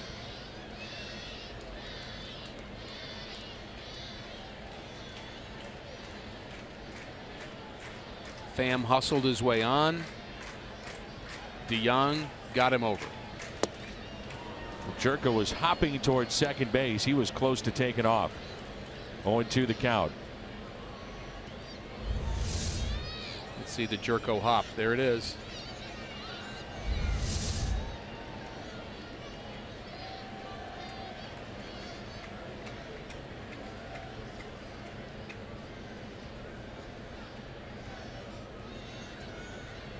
Grichuk on deck and an 0-2 pitch.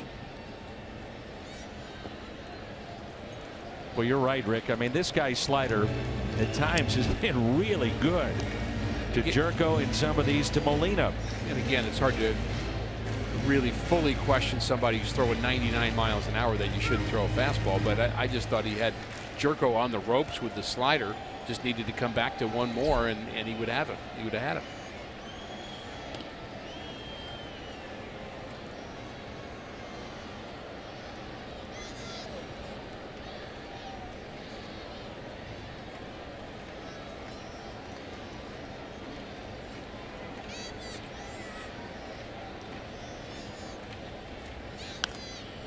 And I'll bet in, what, 10 years of you and I doing this, or whatever the number of years is, I would say less than 3 times have I ever questioned a pitch selection for a pitcher. So I agree. I normally think I get it. There's something different that you may be going on or you may be feeling. But I was along with their catcher, Herman, who wanted the slider. And I think it cost him. Especially with Jerko. Exactly. See if Yadi gets a fastball here. The 1-2. He does. And it's hit out of play. And I'm with you, too. I mean, he's throwing 99 miles an hour with a little run. Right. So you get that, too. Yadi's shaking his hand a little bit. You were telling me before the game how much you enjoy the multiple uniforms being worn by the Diamondbacks every single night.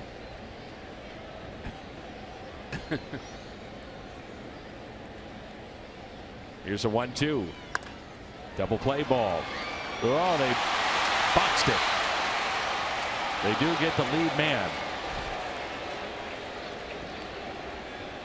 Nick Ahmed, you may recall as well that he was hit on the hand the series against St. Louis. He's about as sure as they come at shortstop defensively. Owings is a good offensive player, but he does have 14 errors on the defensive side, and that's not an error, but it's something that certainly hurts the Diamondbacks this inning.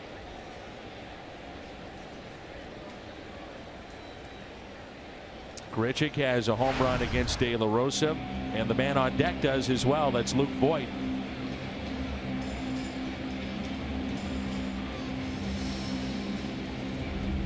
I don't know how you police it, Dan. Everybody has their own opinion about the mound visits and whether or not that's a good thing for baseball. And I know you guys, you and Tim talk about it a lot, and others do around baseball. Listen. You listen. Well, I listen too to you guys, but I do think, and I don't even know how you'd monitor it, but to me, it's the part that's frustrating is if a pitcher is struggling, you need to go out and talk to him. That's one thing. But if you're going to go out and tell De La Rosa how to pitch to Randall Grichuk, that should have been handled the 6 hours you were here at the ballpark before pitch number 1. Absolutely. I mean, there's not that many guys. I think that's part of the game, knowing the other team and remembering in real time during competition. You shouldn't have to be reminded.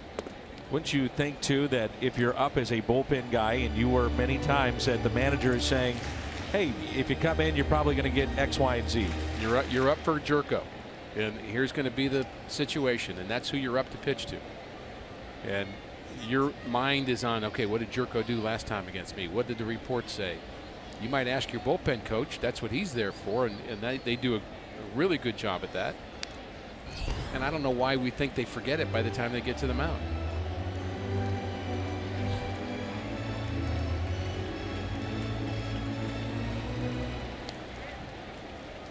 Well, I had to boo the other night. I don't know if you knew that. I heard it. That's right. You were on the postgame set. I was on the postgame set. I heard the boo. Here's the 0-2 pitch.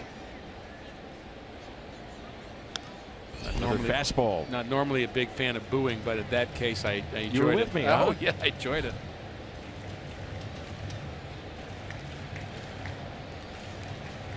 That's what teammates do. They back each other, Dan.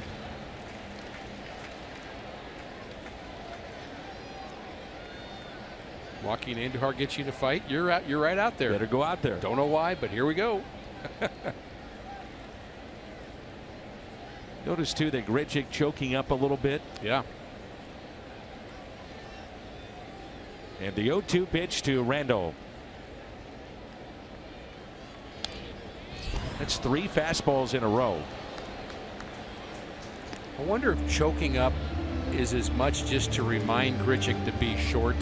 It's not even, does it change the swing that much? Maybe yes, maybe no, but it's a little bit of a reminder to him, look, I'm down 0-2, put the ball in play here. Maybe a little better bat control. Yeah, that's the theory of why you do it, really, but I think it's just a mental good reminder for him. The 0-2, and he struck him out, froze him.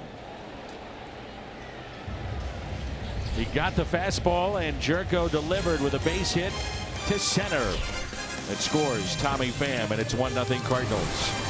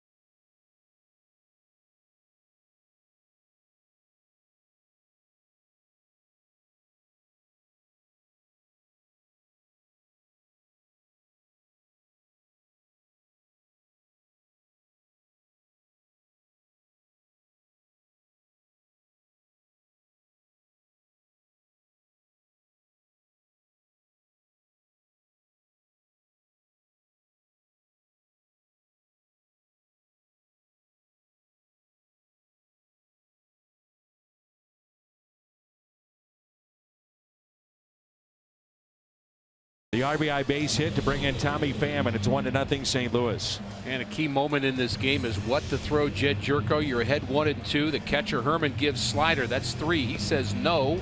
And so he goes with the 1 on the outside corner. And here's the pitch from De La Rosa. Jerko, a dead fastball hitter. And this is a pretty good location right on that outside corner. But he takes it into center field. The reaction of the catcher, Herman, frustration, because He thought slider first, and they ended up going with the fastball. You know, I know we always say, well, you got to do the little things at this level to win. Think about that inning. Tommy Pham hustling. Yes. Stolen base. Paul DeYoung moving the runner over. Jericho base hit. 1-0 Cardinals. The little things. Chevy called to the pen. Seung-Hwan Oh. Right-handers hitting .202 against him. It's the lefties. That's what's been the problem. .356, 7 of the 8 home runs hit by left-handed batters. And the consistent slider has been an issue too for O. He'll throw a good one, then he'll hang one. That slider wasn't as good. He has that fastball he can run up in the zone, and it has jump to it. And he's a competitor, and he's trying to get better, trying to figure it out. And I think he's been better the last couple of weeks after that Rocky time. A lot of that came here at home. But the sharp slider is what set him apart a season ago when he saved all those games. Here's a 1-2 pitch. And Mike Matheny, I think it makes sense if you're going to use O, this might be the time to do it with 3 right-handers coming up. You got to mix and match, and you pour over their lineup and your assets and figure out how does it work the best. That's the manager's job, and then the players have to make him look smart by getting the job done. Base hit Goldschmidt on base for the second time.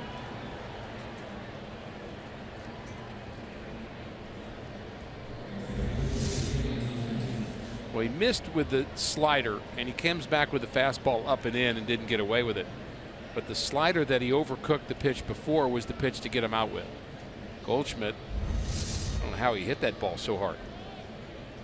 He's some kind of player, isn't he?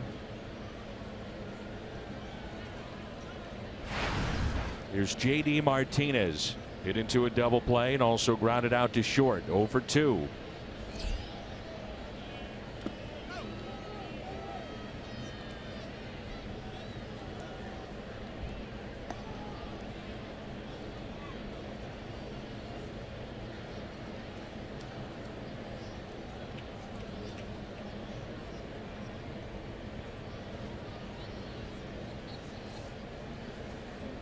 Last 9 outs have been a challenge, haven't they?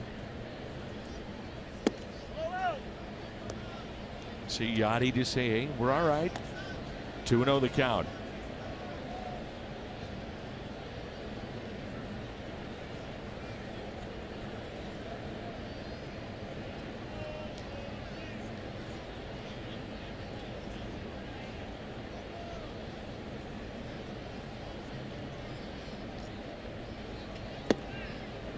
Two and one.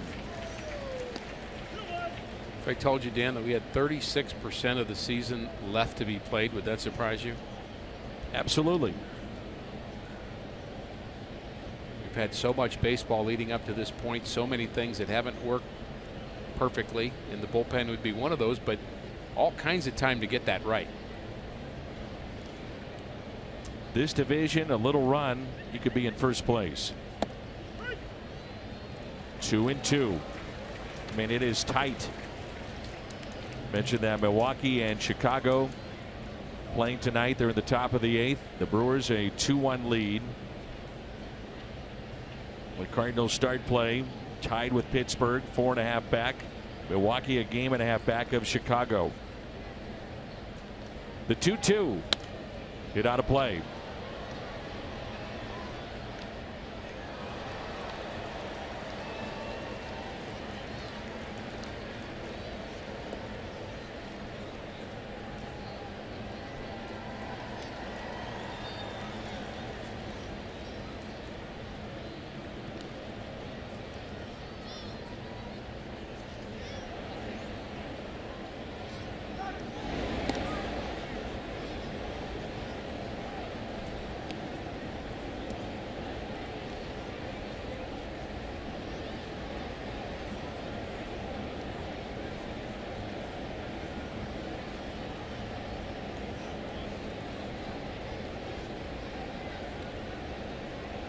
The 2-2 pitch to J.D. Martinez.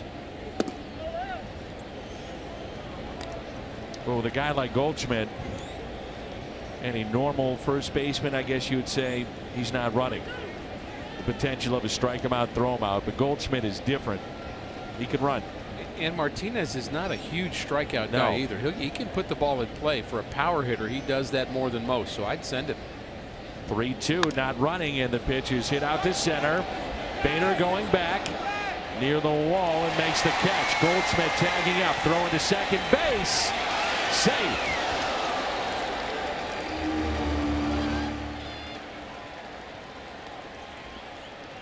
Well, that was just good baseball all the way around. O's throws a strike. He needs to. Martinez hits the ball hard to center. Bader makes a nice play. Goldschmidt tags up. Bader makes a nice throw. And a good slide and a good tag. Everybody did what they're supposed to do on that play. Had Bader been able to settle under that, he may have had a even better throw into the bag, but that was pretty good throw flat-footed. Arizona in the wild card standings, game and a half in front of Colorado. Milwaukee 4.5 out. The Cardinals 7.5 back.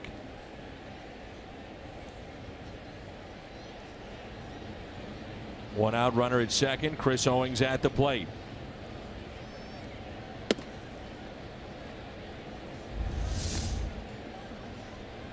Dave McKay helping out. And making sure that Martinez does not pass Goldschmidt.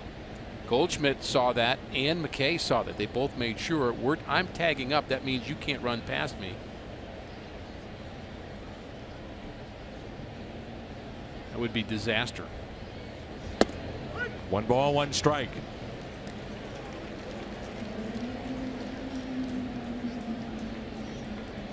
So if I'm not mistaken, the ruling would be you pass him. The hitter's already out because they caught it, but by passing the base runner's out also. It would have been a double play. Zach Duke up and throwing in the Cardinals pen, a right-hander as well. That's Matt Bowman. Here's a 1-1. It's a ball and 2 strikes. I mentioned the slider's not quite the same for O. What he's missing is the swing and miss slider. You had a 1-2 count. You had the leadoff hitter Goldschmidt 1 and 2 and just threw kind of a flat slider that was ball 2 off the plate. Got a chance for another slider strikeout here, which would be huge. And the conversation will happen first. Michael Wacha tonight. 6 innings, 3 hits, no runs, 1 walk, struck out 5. So it's up to the bullpen.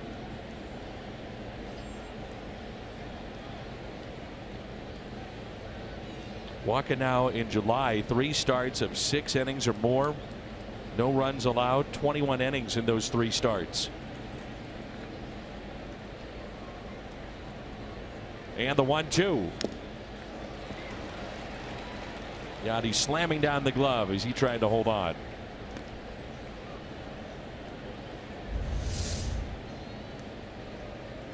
Ooh, good try.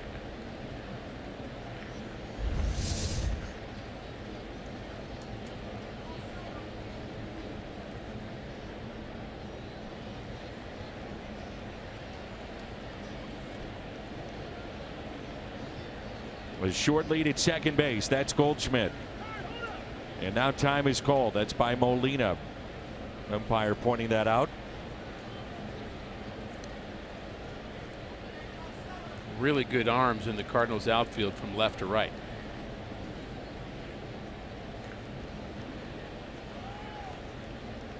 The 1-2. Taken high.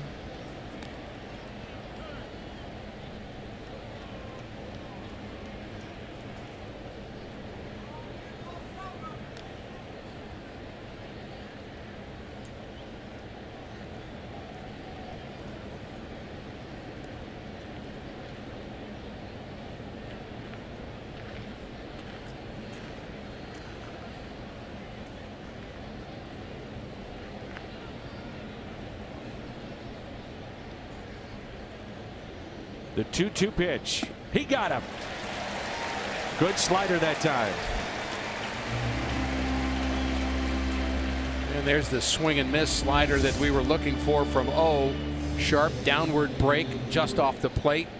Perfect location. It's a strike. Now it's not. Big strikeout for O. Now Brandon Drury with 2 outs.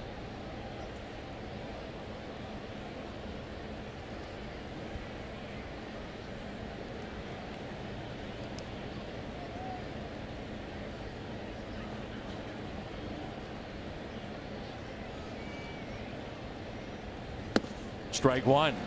Drury tonight has struck out looking. That was back in the 3rd and also grounded out to short.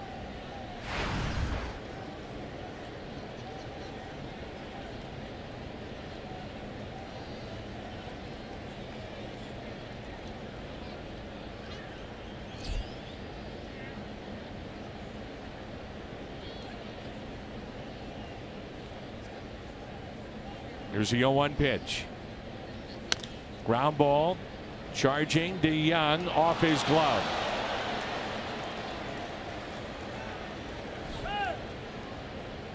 Runners at the corners. He's been so good at that play, and it would have been a tough play because it wasn't hit very hard. Would have been a close play at first base, and we've seen him make that play a number of times. It just hits the heel of his glove and bounces away. And the good news is he keeps it in front of him, and Goldschmidt is at third. With the issues with lefties, that's a hit. Does Mike Matheny go to his bullpen? He does not. He's going to let O face Herman. It's either O against Herman or a lefty against someone off the bench, more than likely of the Diamondbacks. He wants this matchup. Well, that's where you look at not just the matchup of O versus lefty, but Herman, a 165 hitter, and you would have again a lefty facing Iannetta probably from the right side, and I think Mike Matheny thinking this is the better percentage play right here.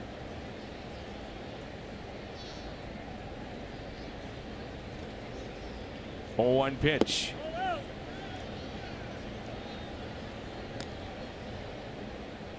It's a ball and a strike with 2 outs. Runners at first and third. I think if this is Peralta, he's out. If this were Jake Lamb, who's not starting tonight, it was a late scratch, he would be out.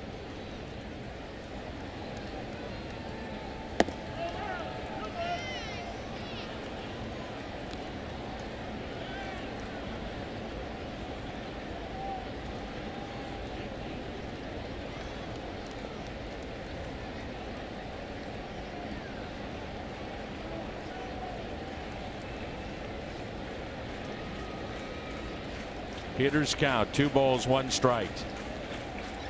Runners at first and third with 2 down. The next by O. 2-2. The crowd again will come alive. Big pitch coming up. Herman didn't like that call. Yachty frames it well. It was off the plate. We've had a few big pitches already. We're only in the 7th. This is one of them.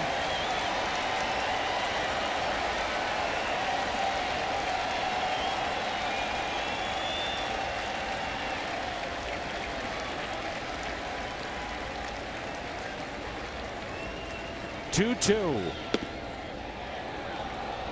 Runner from first. Drury off with the next pitch.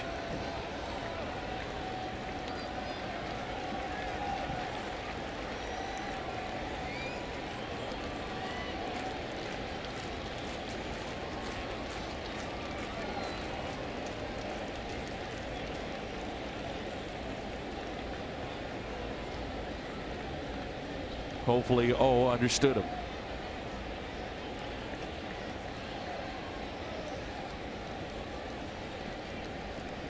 Pretty miraculous that they can communicate, isn't it? Yeah. Baseball lingo. Strike him out. Ground ball. Cardinals get out of it. O strands a couple. Time to stretch here at Busch.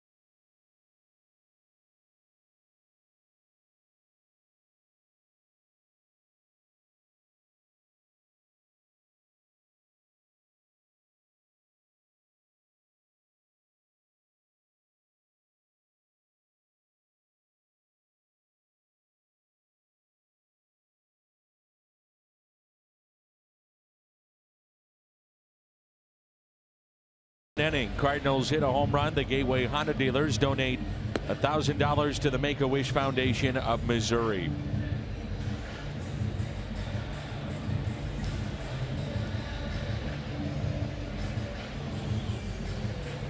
Carlos Martinez and Alex Reyes. I asked Carlos how he gets that done. I would say, where do you do that yourself? He says his wife does it. It's a lot of work.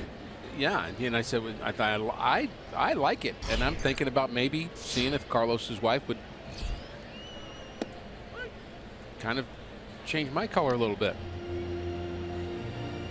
So if the Cardinals win the division, you have come out and said you will have the. I don't want to be misquoted here, but I would consider that. It was a few years ago. You were going to get some piercings and a tattoo. No, just that's right, a tattoo.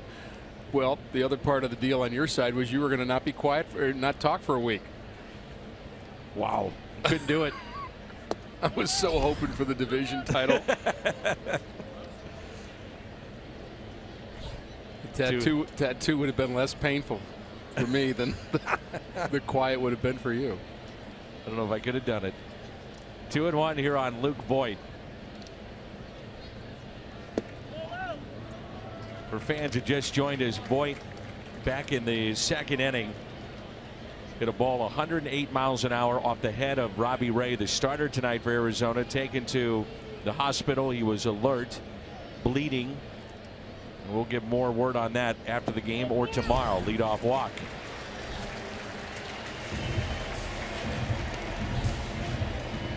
And it brings in Bader. Cardinals and Papa John's teaming up to bring fans a deal that can't be beat. Fans can purchase select seats for just $7. Cards and Royals. It's a 2-game set, August 9th and 10th. For details, visit cardinals.com/Papa John's. $7 seats. Well, this is some pretty important journalism here.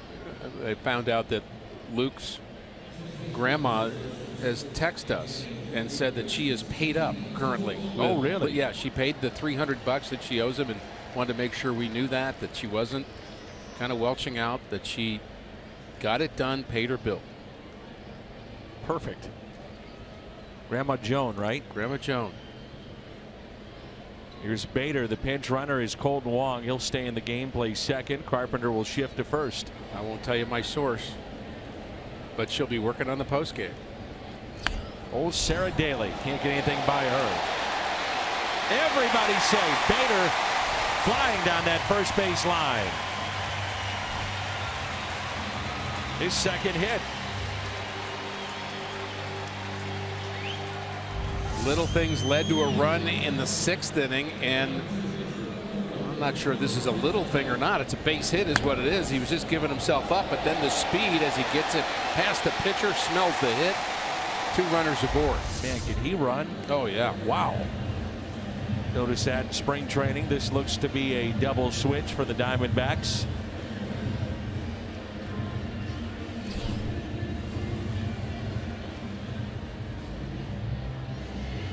The Cardinals have Greg Garcia ready to pinch hit for O. And a lefty coming in. It's our Chevy call to the pen.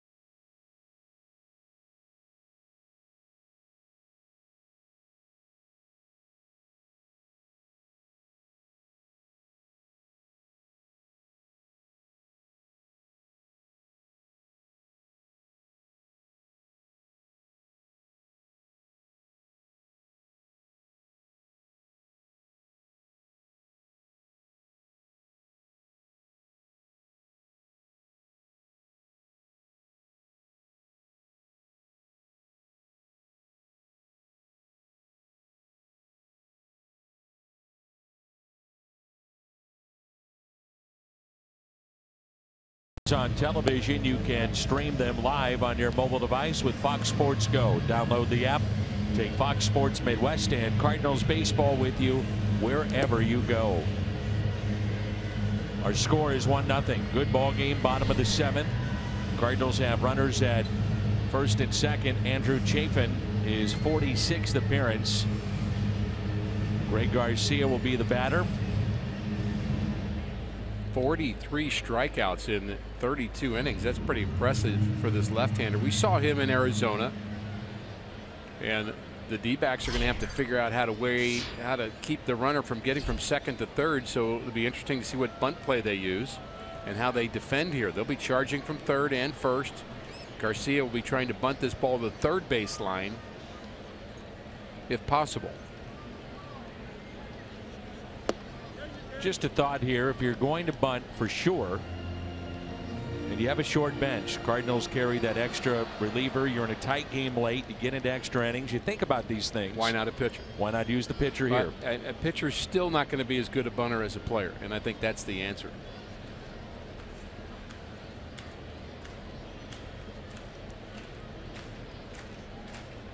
Here's the 0-1 pitch to Garcia. Strike 2. It's been a tough night for Chris Herman. That's the second time he's taken one off the leg or maybe the shin, foot. That may have hit his knee. That ball bounced way down the first baseline, and there it hits right off the knee and really kind of jars the padding on that knee guard, and that hurts. Marte, by the way, takes over at shortstop.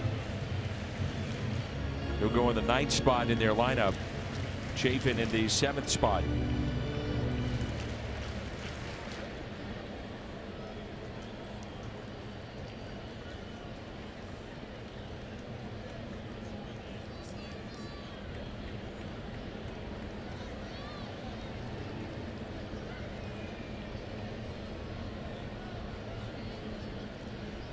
Oh-2 pitch.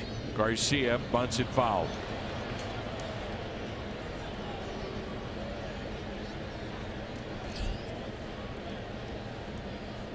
I'd rather have him swing away on an 0-2 pitch as a hitter.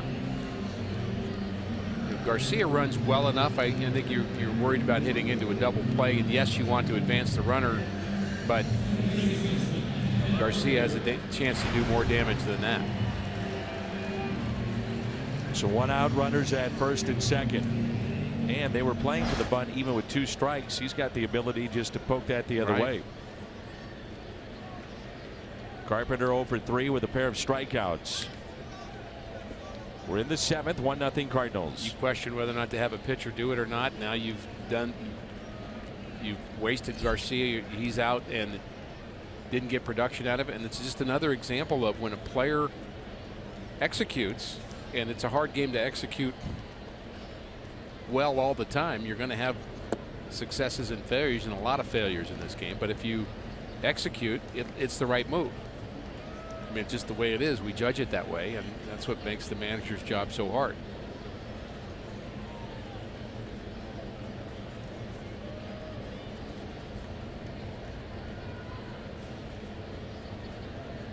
Here's a 1-0 pitch.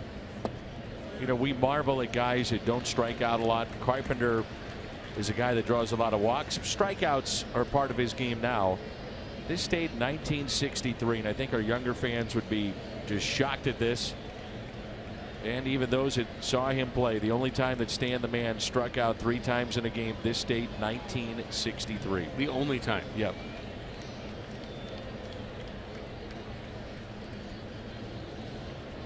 The 2-0 pitch. Well, we're presenting that as a positive, but it is interesting that we're reaching into Cardinal history and we're talking about a time that Stan Musial struck out 3 times, but it is meant to be such a compliment. I mean, that it is a game of failure, and everybody has a bad day, I guess, except Stan. You know, he's a general manager for 1 year. Yeah, they win the World Series. 67. He said, I've had enough. Ken Rosenthal reporting of Fox Sports. Nationals to acquire Howie Kendrick from the Phillies.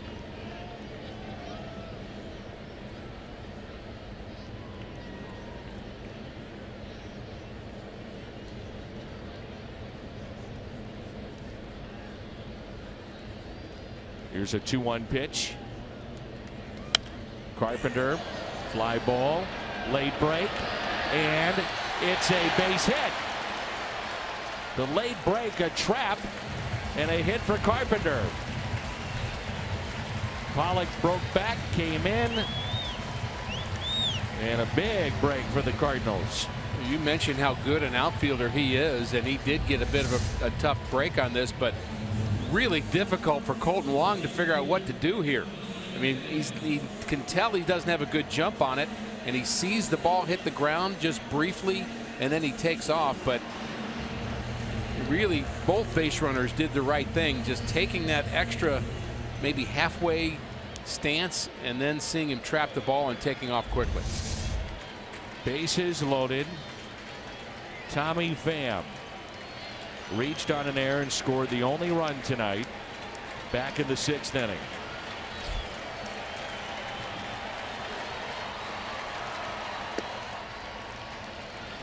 Shorter bullpen for the D-backs because it was short to begin with 5 players on their bench, but with the pitcher going out early and McFarland coming in, they've had to use 4 pitchers now. No right-hander to face Pham. No time is called. Inning started with a walk by Voit. Bader an infield hit. 4 of his 6 hits are now infield singles. Garcia tried to bunt, struck out. Carpenter the bloop hit. The 1-0 pitch. Pham bounces it towards short. Out at second, double play. Inning ending double play sends us to the 8th.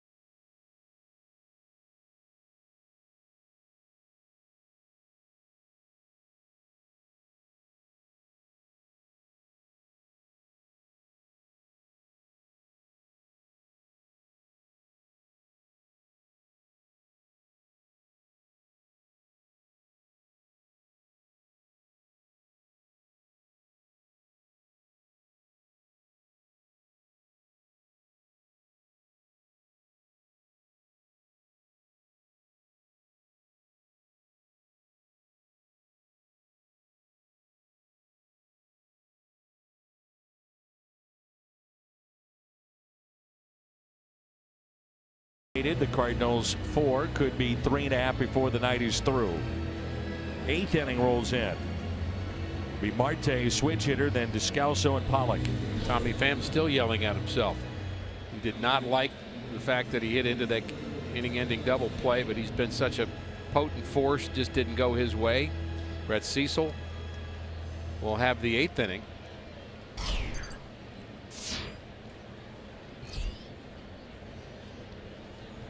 And the first pitch is a strike. Right-handers hitting just .221 against Cecil. It's been the lefties that have done pretty good damage against him. The tune of .324. The 0-1 pitch. Been a rough night for the Diamondbacks.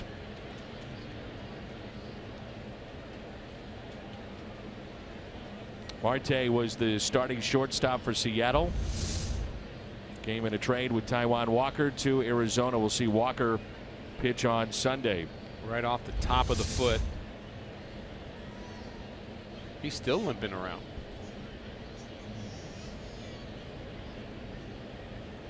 Can't protect everything, can you? No. As a hitter, they try. Well, we have a moment. StubHub is your ticket out to once-in-a-lifetime experiences, Cardinal games, concerts, shows you don't want to miss. StubHub connects you with the world of live. StubHub, your ticket out. StubHub, the official fan-to-fan ticket marketplace of the St. Louis Cardinals. Growing up, I just had a memory growing up watching baseball, and it was a standard operating procedure when a guy got hit that the trainer would come out with this freeze spray. And I never had a chance to have that. I don't know what that really was or did. I think it just make the area numb, apparently. But it was spray that was terribly cold, and that was what every player would get from every trainer back in the 70s and 60s. And what do you do as a pitcher? You go right back to it. Down and in. No mercy. No, if Marte had to leave the game, they'd really be short. Descalso has already had to play. You don't know about the issue with Jake Lamb. Late scratch. Wonder if he could have gotten hurt on the play that he made down the left field line. What a play that was. That's what I'm thinking too. That's up the middle and a base hit. So Marte is aboard, limping a bit as he runs up the line, and the tying run is on.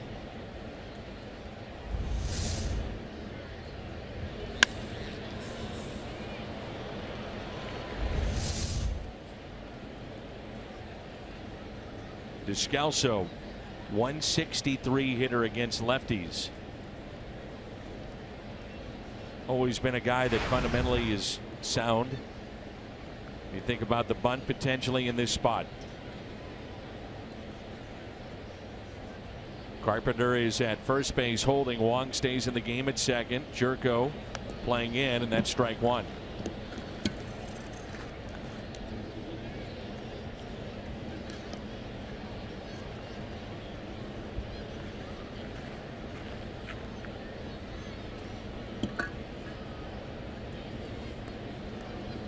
Arizona trying to pick up win number 60 tonight. They're 59-43. The Cardinals, if they hold on, they would have another crack at 500 tomorrow.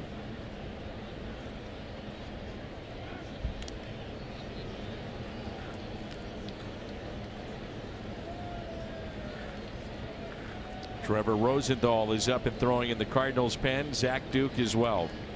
Last time we saw Trevor, he went 2 solid innings. It was really good, and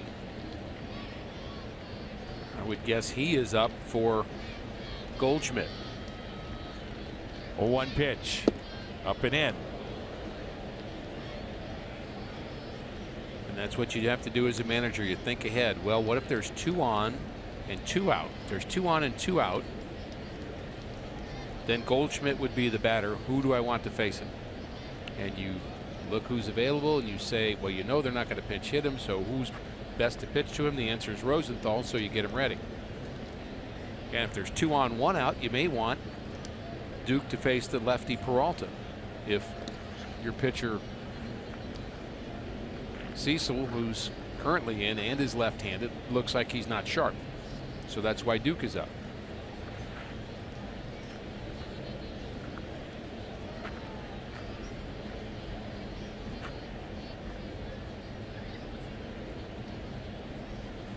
One pitch and a strike. 1-2.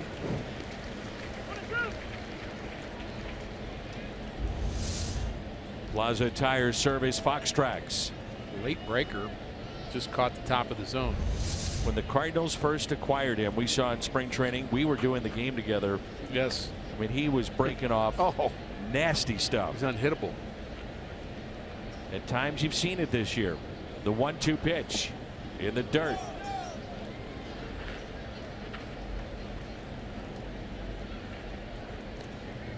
Yadi's had a little extra back there tonight, has he not?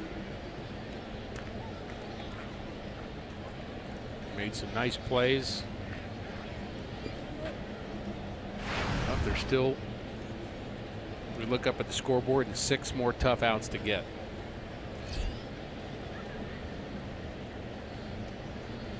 Two. Descalso out to right over Grichuk, and a one-hopper off the wall. Marte racing to third. He's held up, and it's second and third. Nobody out for Arizona.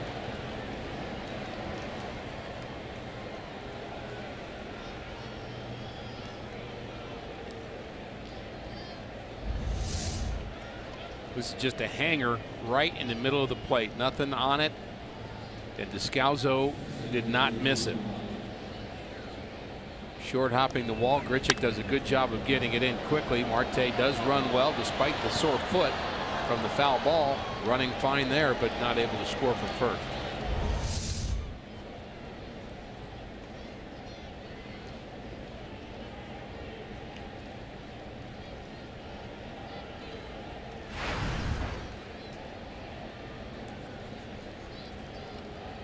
So A.J. Pollock at the plate. Wonder if they're just trying to get Rosenthal ready as fast as they can and use him here.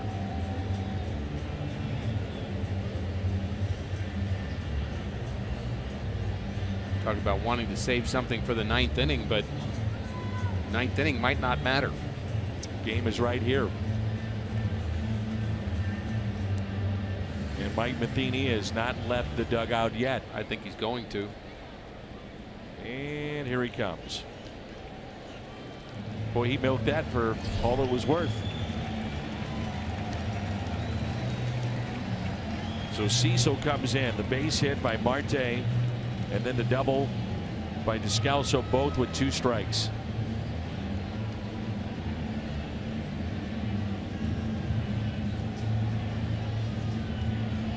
See Mike right there. He said, hold on a minute. Cecil was ready to walk off.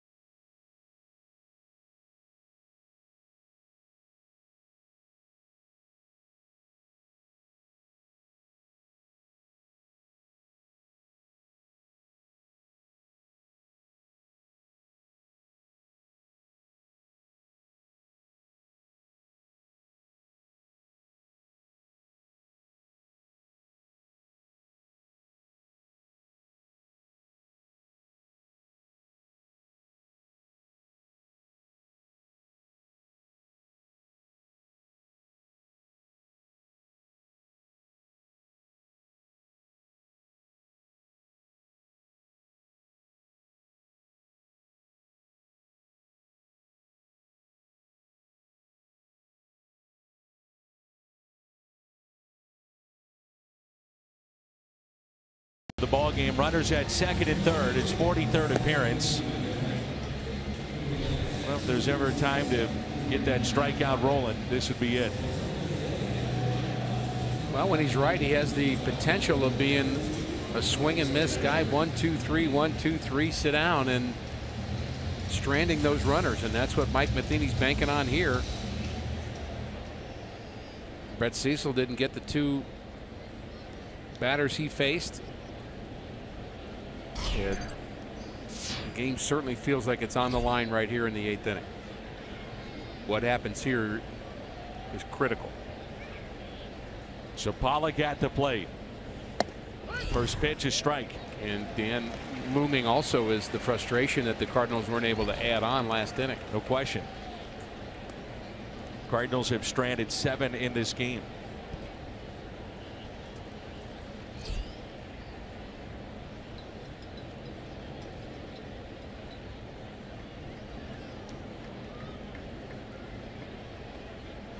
Here's the 0-1. Fouled back, 0-2.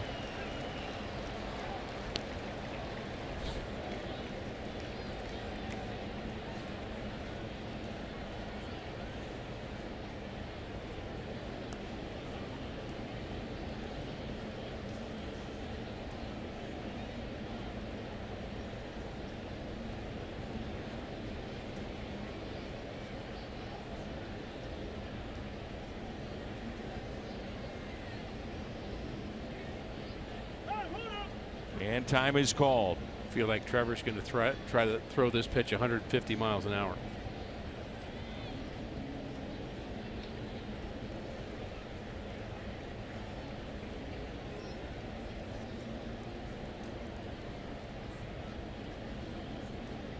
The 0-2 fouled back. Surprised he threw a breaking ball there.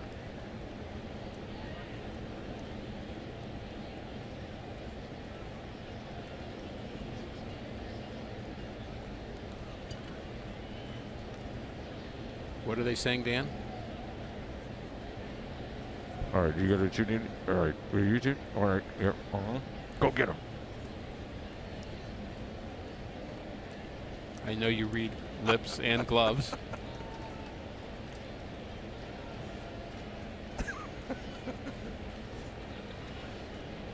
Rosenthal a 1.59 ERA since the break. Would love the strikeout here. The 0-2. Got him. Big strikeout.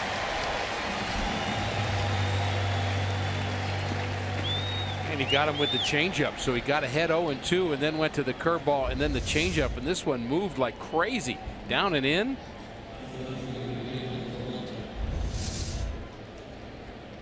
Nicely done, Trevor.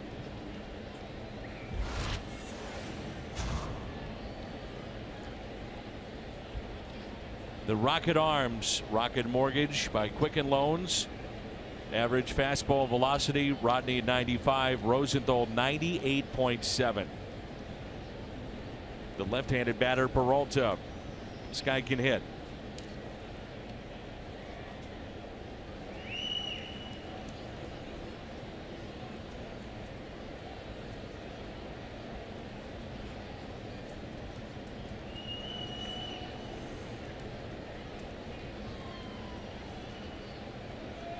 Infield is drawn in with 1 out. Looming is the man on deck. Goldschmidt. Peralta's fly to center, grounded out to second and struck out. Here's a 1-0. Ground ball hit to second. Wong to the plate.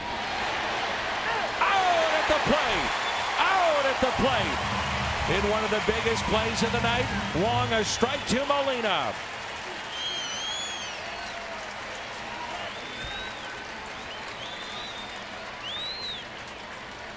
It looked like Wong had a little issue getting that out of the glove. And I'm not sure that the D-backs are convinced that Yachty made the tag and the runner went back and touched the plate just in case. So here's the throw. Maybe he's worried about maybe Yachty also blocking the plate, but there's the tag, and ooh, he just gets it. And eventually the home plate umpire did make the call of out. But I think you're right. They're going to look at maybe if there's a lane for him to get to the plate. But you also, if you continue that video, he comes back and touches the plate anyway after he was already called out. I don't know how you would actually reverse that call if that's the case, but on the sweep tag, it looked like Yachty did get him. I wouldn't say got him a lot, or it's very clear that he got him, but it looked like he did just barely touch Marte sliding past him. But Marte continued to play even after he was called out. We'll take one more look at it. And by the way, the home plate collision rule is a reviewable play. So there's the tag. Now, if we keep going, he's out, he's out, he's out. Marte says, I'm safe. Marte's going to think, well, you know what? I'm safe, so I'm going to really be safe. And he goes and steps on home plate. I don't know if that makes a difference or not. On this call, so hard to tell. Certainly from that angle. Well, what they could do, Rick, is that if he's blocking the plate, he's safe. Well, which that's would negate whether or not he's tagged. That's the other part of it. That's right. The ruling is out. Be interesting to hear from the Diamondbacks side after the game about the lane, if there was one, for Marte. So the call is confirmed. Runners at first and third. Huge play for the Cardinals as Rosenthal has gotten the first two. Can he get the third? It's Goldschmidt. There is a base open. That's second.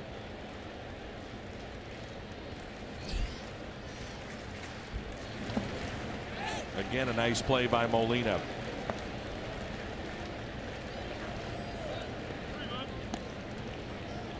This is where the acquisition has been pretty important to the Diamondbacks to get J.D. Martinez to hit behind Goldschmidt. Goldschmidt will be walked quite a bit intentionally, has been this season, but you think twice about it with Martinez up next. And I definitely wouldn't walk a guy into scoring position when you're up by a run late. Fastball, 1-1. I don't care if Babe Ruth's at the plate. When you're pitching to Babe Ruth, go get him. Couldn't agree more. Cannot put that winning run potentially in scoring position. That's what we talked about earlier, the length of the lineup with a guy like Martinez behind Goldschmidt. Here's a 1-1.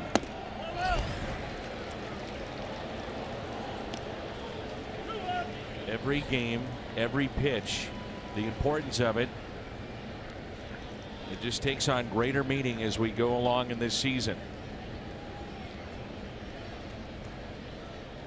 A count of 2 balls and 1 strike.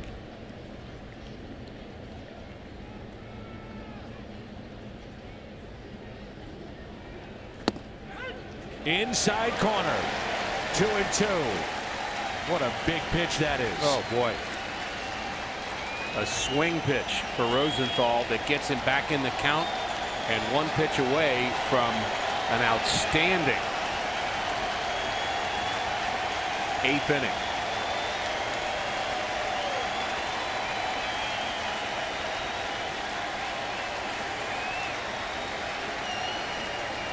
The 2-2.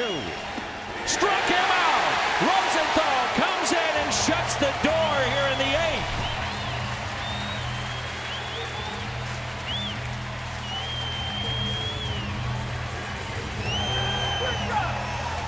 Second and third, nobody out. Diamondbacks held off the scoreboard.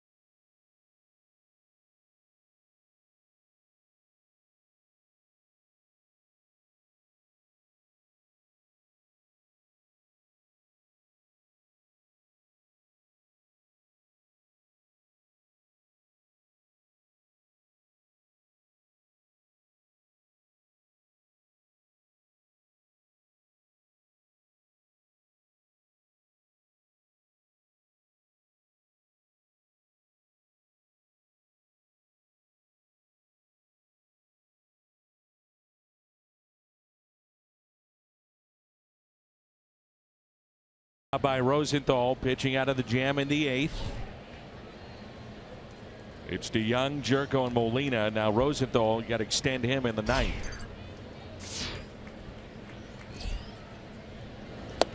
And the first pitch is strike to Paul DeYoung. And I would say the insurance run that the Cardinals did not get in the 7th inning would be nice to get here in the 8th inning. The 0-1. So Rosenthal comes in, runners at second and third, nobody out, strikes out Pollock, gets a ground ball with the infield in with Peralta. Wong to the plate. They get the runner and the strikeout of Goldschmidt. That's 2, 3, and 4. I'll tell you, in their lineup, that's as good as most teams. This is the kind of game I like, Dan. It started out as a pitcher's duel. Well, it still is one, but no score through first 5 innings. And since the 6th inning, both teams have had something going on, and every inning has been interesting. And do you bunt? Do you move them over? Do you steal a base? Hit to the right side, Chafin to the bag, and did he ever touch the bag? They're going to say yes. It's a great play all the way around. Oh, it sure is. Hard to do that. Catch the ball on the move and find the bag. The throw has to be in the right spot too. He's running and he can't really see the bag, but he does get it. He knows he's around it, right? He knows he's around the bag. He's he also knows he's around the runner. Yeah, good coming point. Right at him. Get trucked. Crowd tonight 41,230, 41230.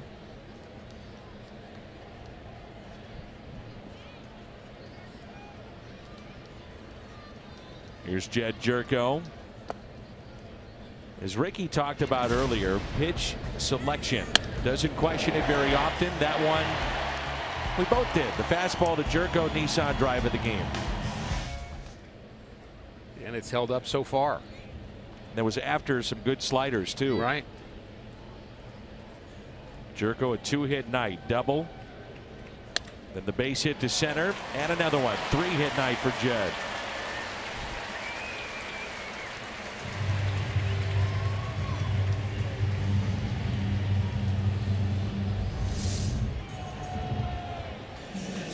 Bullpen's done a nice job for the D-backs. The one run the Cardinals have is unearned, and that's charged to McFarland, who's the pitcher of record on the downside, and he was really good. I mean, really good. It's the team leading 8th 3-hit game of the year for Jed Jerko. As Molina hits it out of play.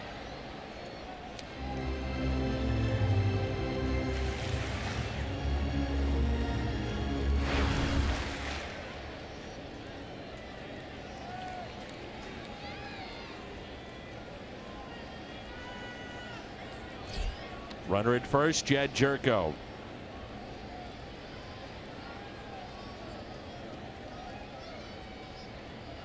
Well, 1 pitch. 1 ball and 1 strike.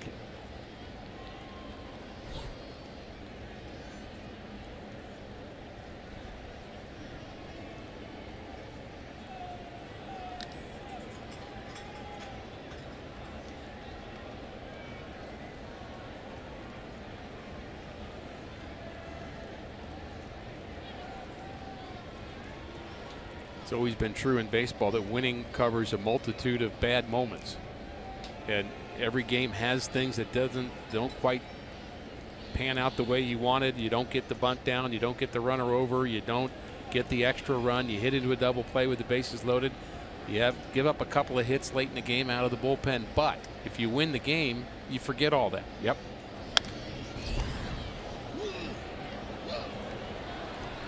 You play to win the game. 100%. Did you Herm just Edwards. make that up? Herm Edwards. I know. And now you're going to tell me you got to practice too. I'm talking about practice. Hello. You play to win the game.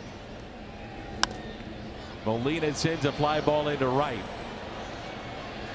Martinez won't get there. And the other funny one that goes along with it, and if you're shopping around for some funny interviews from coaches and players, the two that you just talked about, Edwards and Iverson, but I love the one where playoffs. I believe that was Jim Mora. It was. He was at Indianapolis at the time. Playoffs? You want to talk about playoffs?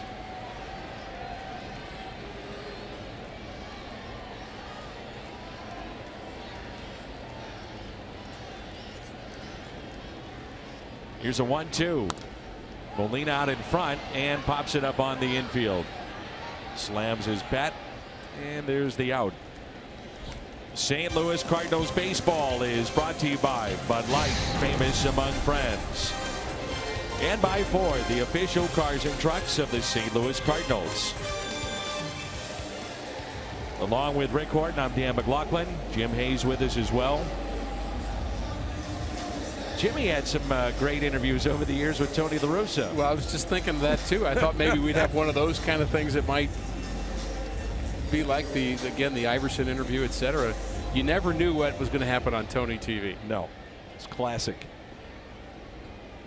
Might be half shaven. He might have his hair sticking up. He might be eating. Might be watching TV while he's talking to you. Usually it was AMC or old westerns. One of his other favorite sayings when somebody would ask him, well, why didn't you bunt in the sixth inning? He would I'd like to manage against you. Like to manage against you.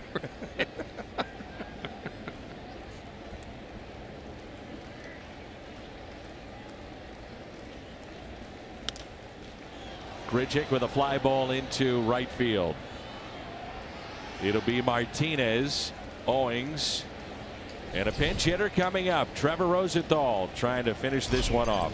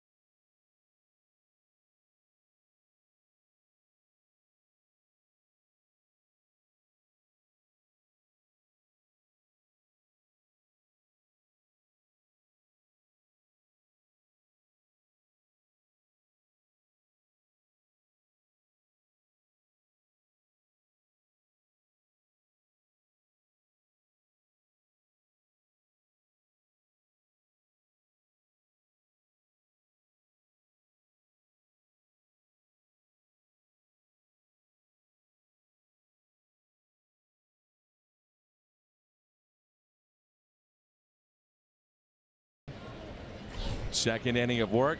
Has not had a multi-inning save this year. JD Martinez at the plate. Martinez on the first pitch, a fly ball into shallow left center, and the catch is made by Tommy Pham for the first out. He has never had a 6-out save in his career. He's gotten 4 outs on 12 pitches, and he's gotten them with Pollock, Peralta, Goldschmidt, Martinez. That's impressive. He's gotten out their best, and 1 pitch, 1 out. Good way to start the 9th. And we've also seen a developing move from Rosenthal after he pitches out of a jam. He's got that little rosy hop.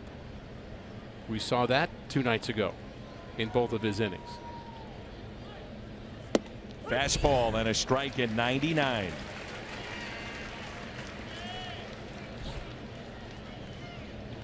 Owings is 1 for 3 tonight.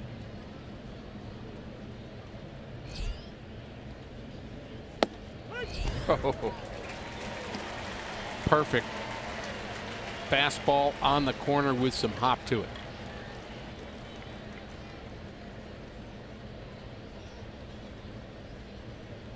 The 0-2. Got him. This is impressive.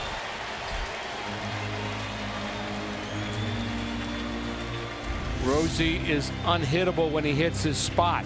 There's a spot, there's a spot, there's a spot, all on the outside corner, and finishes him off with the breaking ball. Outstanding.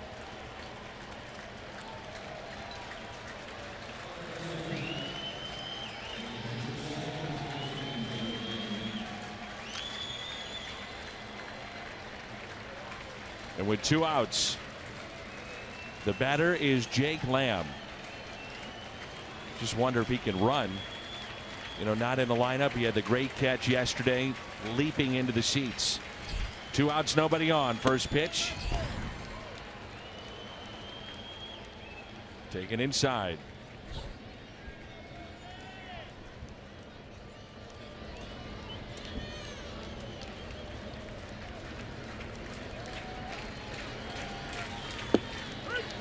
One and one.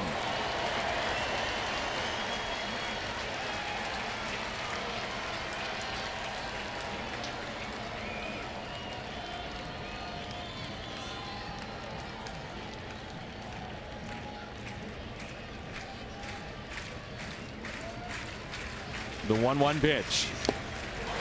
Diamondbacks down to their final strike.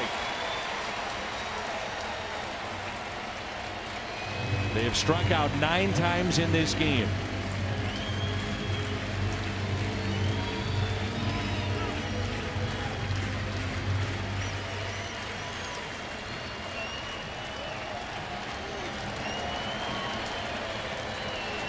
The 1-2.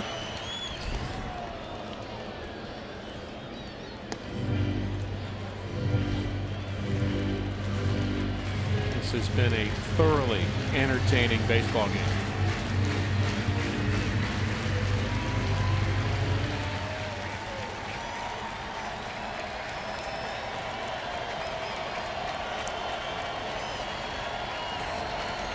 The 2-2 ends it with a strikeout. 101. Wow. Blew him away. And the Cardinals hold on for a 1-0 win.